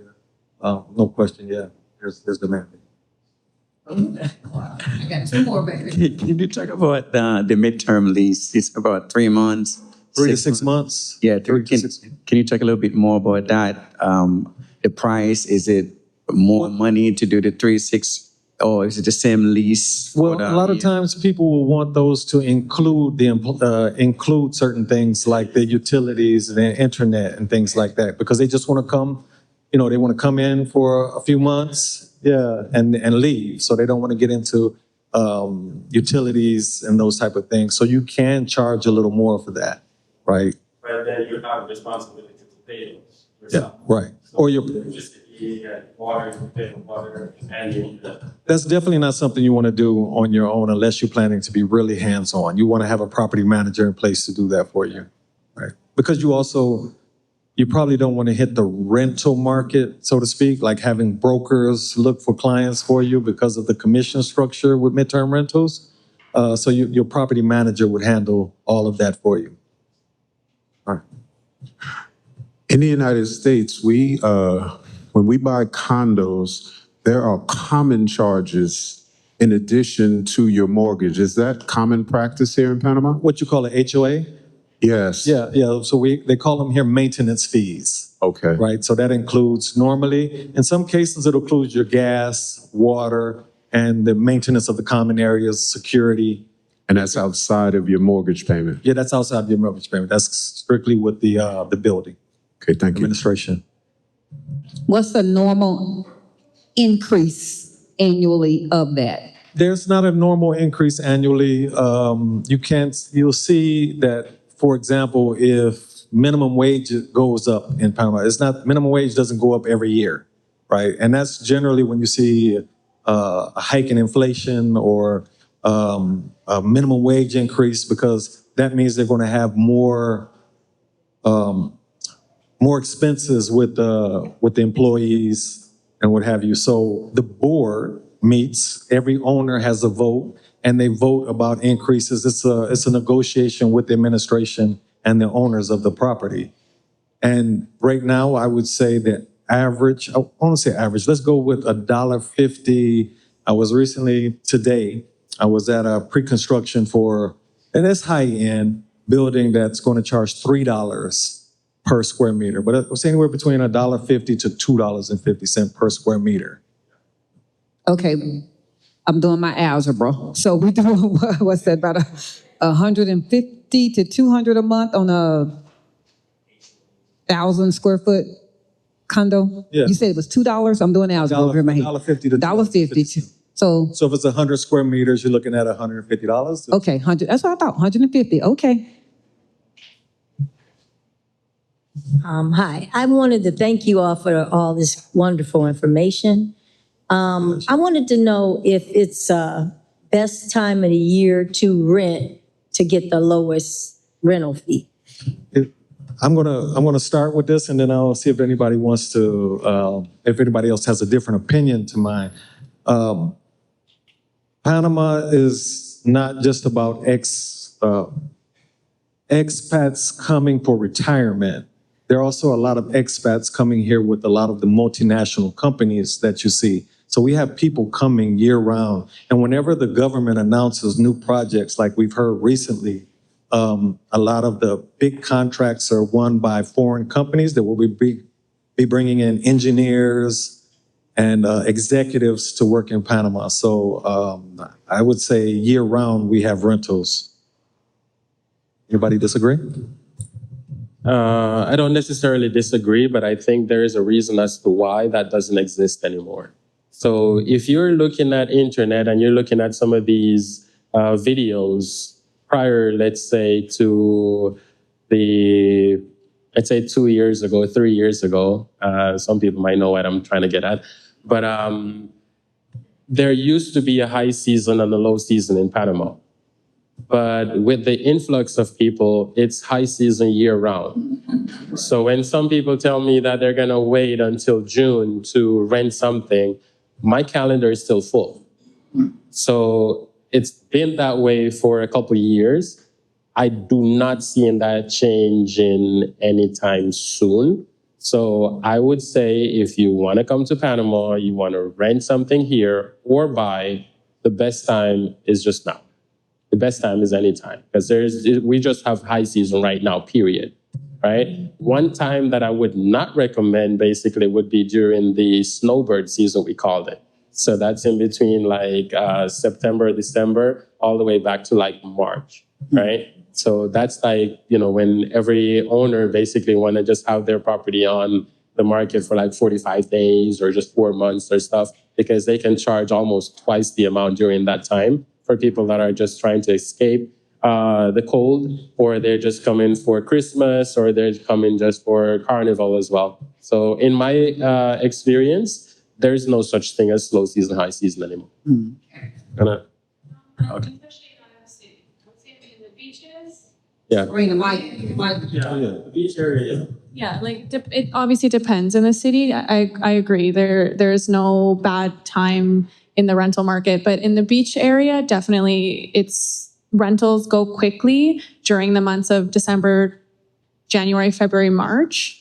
You have to book very early in advance if you want something that you're happy with for a short-term rental. But definitely, yeah, in the city, there's always options and things are moving faster. All the Canadians getting out of that.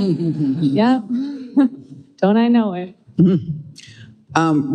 Real quick, real estate subgroup moderator question.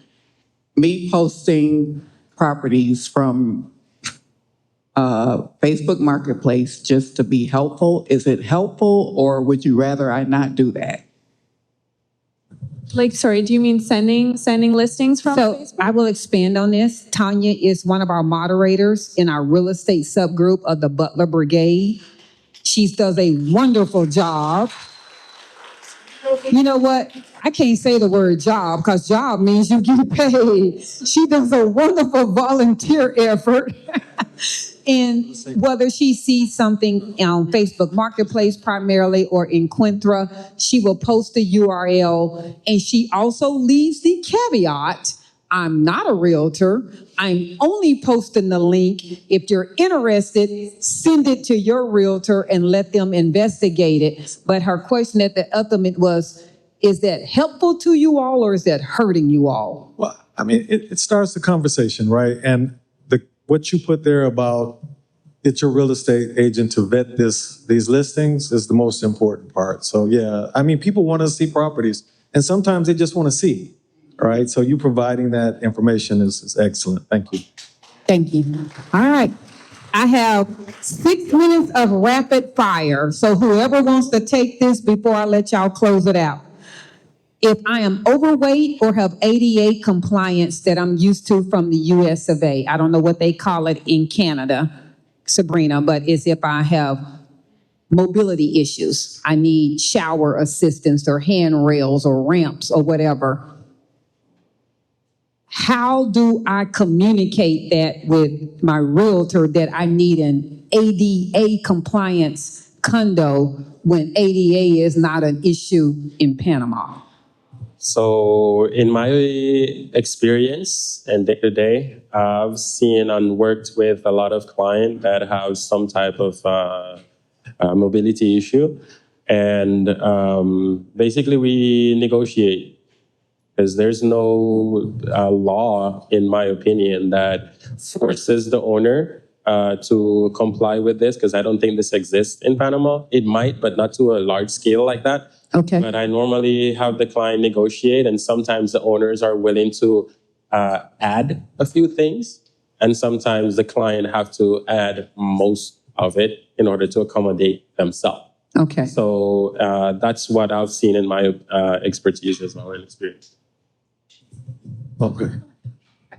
I was just going to say, I think a lot of the newer buildings, like within the last 10 years, not even that new, are a lot more accessible than a lot of the really old ones. So they have ramps, they have everything that would meet the standards of being an accessible building. But you also have to look at the areas. You'll notice sidewalks that aren't accessible, or even for mothers who have a stroller, it's impossible in some areas. So yeah, I think narrow down the location and then figure out a building that matches the most. And like Omar said, you're probably going to have to make some unit-specific adjustments, but at least the building will be comfortable. So by unit-specific adjustments, if I need shower rails, I need to be expecting that I need to pay for the shower rails. If I need... Likely.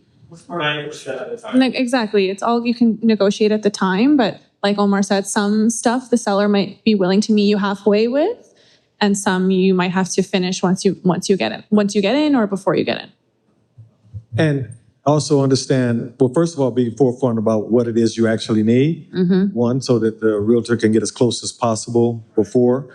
And second is, you can't expect to negotiate the best price and ask the owner to do X, Y, Z, Adjustments. right? So, but again, it's part of the negotiation.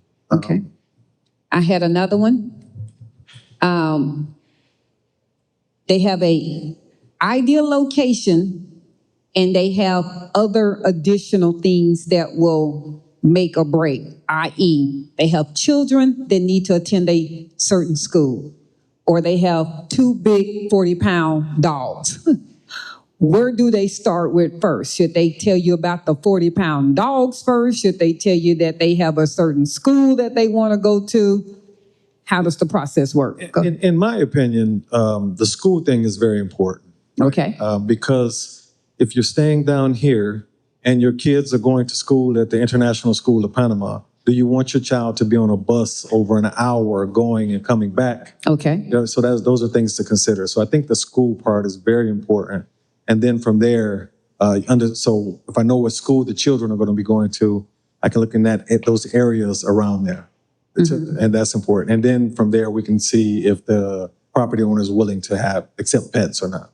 And I know that both of you all, because I've utilized sober services in regards to their nanny services, and I know that Sabrinna, you offer relocation expertise. If I have additional items that I also need relocation with, i.e. school, there's a group that used to be the 60, 70-year-old retiree that is now the 30 to 40-year-old digital nomad that have 5, 6, 7-year-old children. Does my focus needs to be on the relocation of my children? I think some people kind of overlook the children aspect as to how important that is in moving to Panama. It's definitely important. Obviously, you're not gonna base this decision solely on whether your 7-year-old kid is happy with it or not. But you can help them by involving them. A lot of my clients will bring their kids and we'll go see different schools and they'll be there. And it's helpful for them because they can visualize and see the friends that they might be able to make. So of course you should involve them. Don't let them be the only deciding factor. They're too young. They don't know enough. And it's a blessing for them, whether they see it that way right now or not. It is something that they will be grateful forever that you did this for them. But definitely, involve them as much as you can, especially in the schools, I think is the biggest one. I'm going to open this up to the panel as well. Is there anyone that you would suggest to not live outside the city? If I have underlying health issues, if I need to be close to schools, education, is there someone that is just to live in Chame is probably not to your best ability? Go ahead.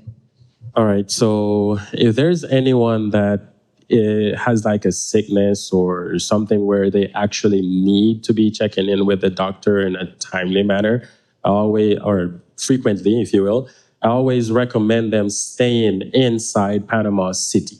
Okay. And the compromise would be if they're looking to live in a house, Panama Pacifico. The reason is when we talk about Panama having excellent healthcare system, we're talking about the city. Okay. We're not talking about over in Torreta. We're not talking about San Carlos. We're not talking about Colón. We're talking about Panama City, right? This right here. So when we look at the best hospitals, most of them are located here. You might find one or two in David, Chiriquí or something, but most of them are in the city. So if you have those conditions and you need to be seeing the doctor on a regular basis, stay in the city. I understand you want to be close to the water and everything, but it's very hard that you're out there. There is quite a distance to like from the buildings to the main road where you get a bus, right? And there's not necessarily a transportation system, like you can just call an Uber and have them bring you to the city like that. That's non-existent almost. Non-existent. So it's important for you to understand that and know that you need to be closer to the medical facility. If you travel a whole lot or everything, and you're not planning to buy a car in Panama, please be in the city. Okay. I have two open to the panel. I pay my rent every month, but I just found out that the owner is not paying the mortgage and I have to leave. What's my legal ramifications or what can I do? All right, so you pay the rent every month. They're up to date on their rent, but the owner has not been paying mortgage and or HOA dues. Right. What can they legally do? Move? The utilities, yeah, you can move, one. If the utilities in your name, you can continue to stay there until they put you out in a couple of years, but. Who's putting you out? No, I'm serious. No, this is it. They want to know what can they legally do. So I'm assuming that when the mortgage company comes to claim the property, they obviously got to get out too, or at some point they're going to change the law. Well, yeah, it depends on what the process is. That takes some time. They're not just going to come knock on the door like, hey, you got to get out. That's not going to happen. So should they continue paying their rent to a owner that's not paying them? Well, no, if it's at that point where they know that the property is under foreclosure, yes, and those type of things, usually at that time too, the owner is no longer paying the HOA fees. So you probably have some issues with the social areas. It's time to go. Right. You recommend it's time to go? Yeah, stay another month to use up your deposit and leave. Okay. Yeah. That was their question. They wanted to know if they're not paying it, what should they do? The other one was, it's funny, in regards to utilities. I have an owner that doesn't want to sign the Naturgy transfer of ownership form. Can I get the utilities in my name anyway? No. So this is one thing that I would need everybody to kind of understand. Some of these owners that buy these property, they have them in a corporation and they kind of reap some benefits for having that as well in their name, number one. Number two, a lot of them have had a bad experience with a previous tenant that ran up the electricity bill and then abandoned the unit. And because they abandoned the unit, then the owner has to pay $800, $1,000, $2,000 in electricity. So the owner as well has feelings, they matter. So they're like, well, I'm not gonna change that ever again for that to happen to me ever again. Because I can't go after that person. I'm not gonna waste $6,000 to hire an attorney to sue you when it's just $2,000. So they'd rather just not do it, right? But these are things that you can ask for at the beginning of the lease as well, to say, I need the electricity in my name as well. And if the owner refuses, then you just move to another property because there's nothing that we can do and there's no legal document that binds the owner to transfer this into your name. Sometimes it's easier for them, but sometimes they have a bad situation and they just don't want to do it. And on top of that, and this there's a way to frame that as a realtor dealing with the property owner to make that situation less risky for them. Mm-hmm. And as a realtor, that's part of our job to frame that in a way that they feel comfortable and feel that the risk has been minimized. Okay. The last one, I know Omar is very cognizant of this one. This came about 2.5 years ago. There were a lot of videos going around about $900,000, $800,000 electric bills. Oh my God. Does the $900 1 month electric bill exist in Panama? Crazy, no. Can you expand? Unless you have a mansion, unless you threw a party or something and you used up $900, it's impossible almost. Now, a lot of times, the owner will tell you, I'm not gonna transfer the electricity into your name. You just send me the money and I will pay the electricity. You can probably do that, but like there are ways that you can verify if he's paying for this. Now, if 1 month goes and he has not paid, follow up, please. right? There is also a way where you can get the NIS number, right, and pay it yourself and have him send the bill to you, and then you pay it. Right? Okay. But never pay an owner and say, oh, I just sent it with my rent and it's taken care of. Don't do that.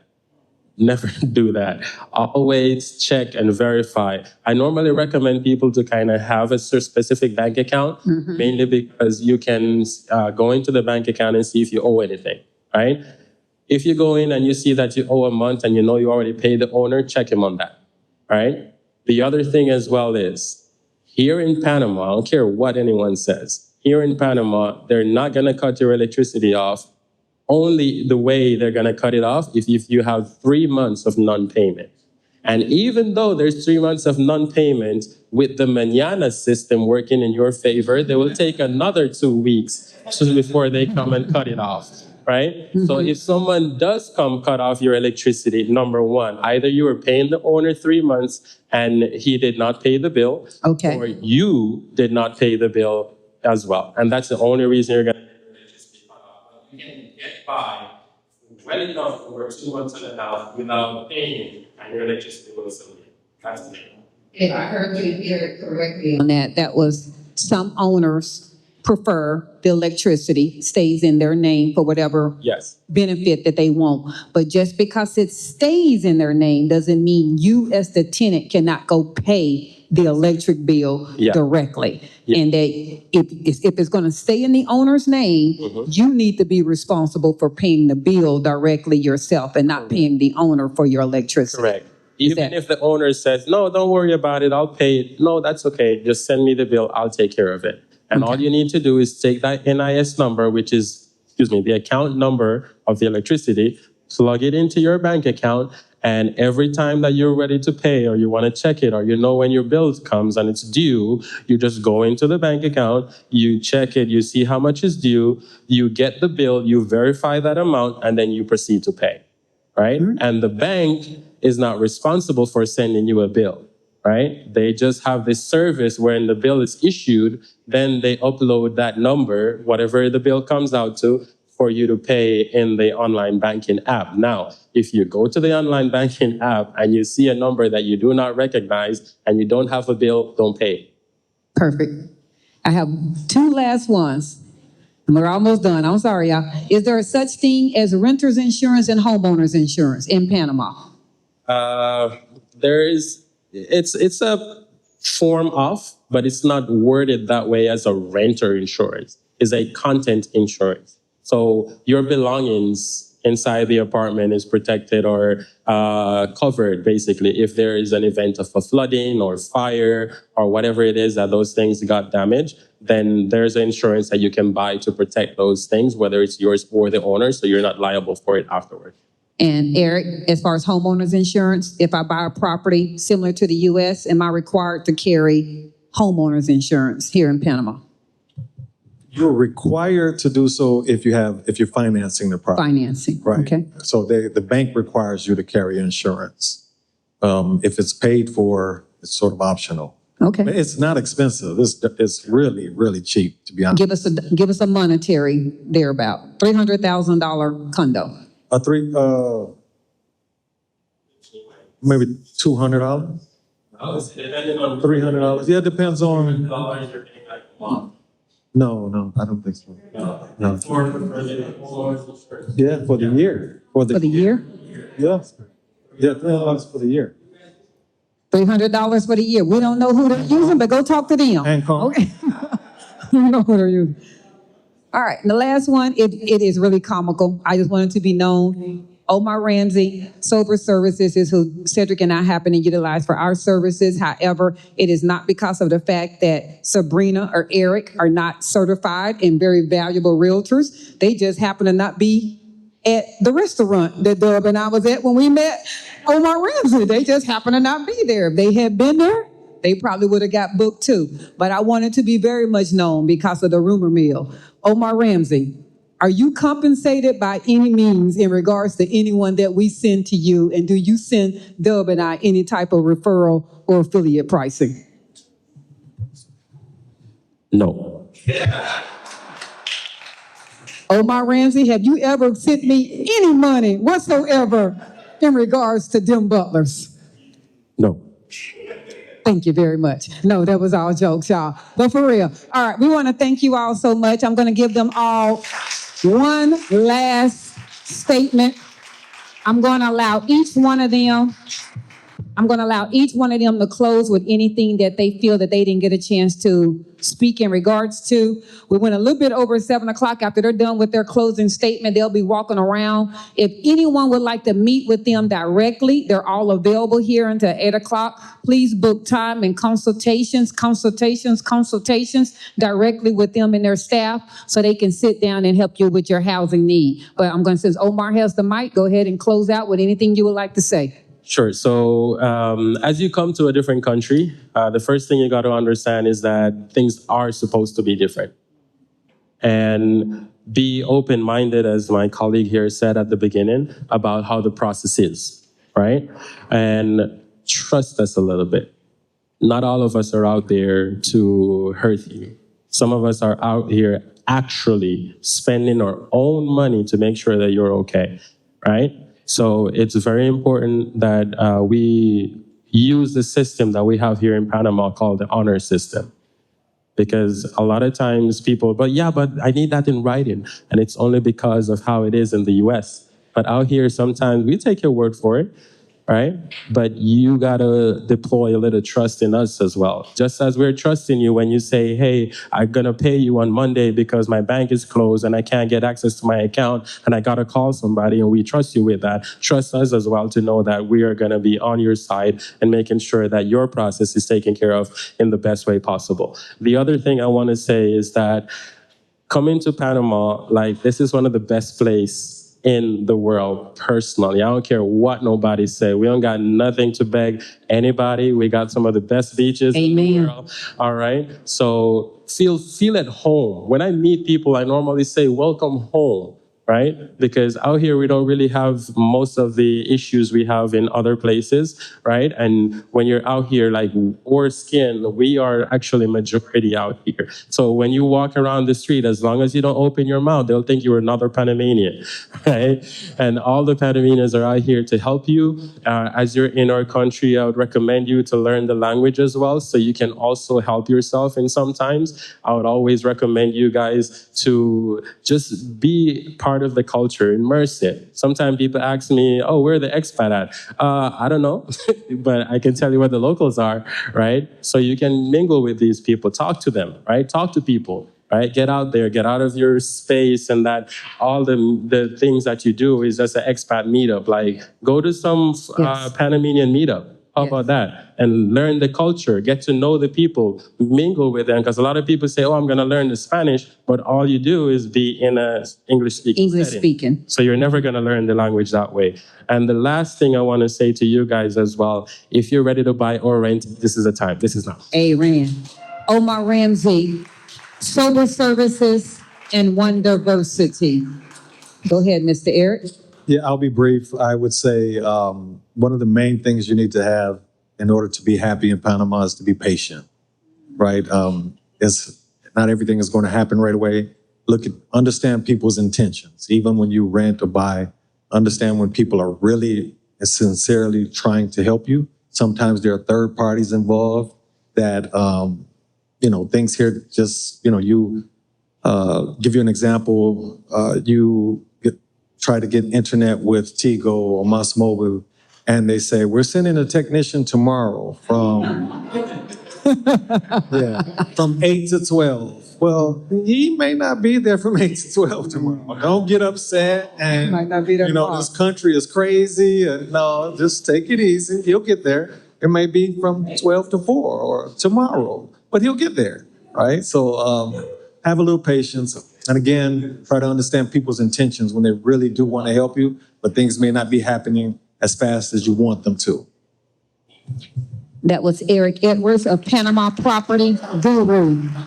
Panama Property Guru. Thank you. I can't echo what they just said enough. And I just will kind of add to it since we're kind of along these advice giving line right now. Panama is small country. There's 4 million people in this entire country.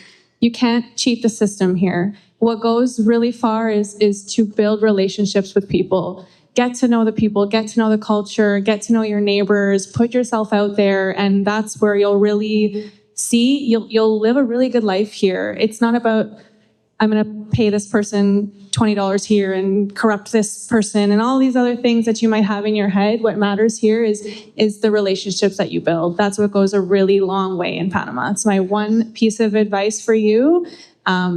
Build relationships in every aspect that you can. Thank you. That's Sabrinna Misasi of Offshore Circle. All right, everybody. Thank y'all once again for sitting. I know y'all probably saw 3 hours. We're not going to be able to sit there for 3 hours. Yes, we did. That was 3 hours of information. And we're going to thank y'all so much for coming out. Please go up and speak to the actual realtors. They are all in our realtor subgroup. They're all in our realtor subgroup. And before you leave this beautiful building, make sure you actually go up to the rooftop and look at that beautiful 360 skyline. Thank you.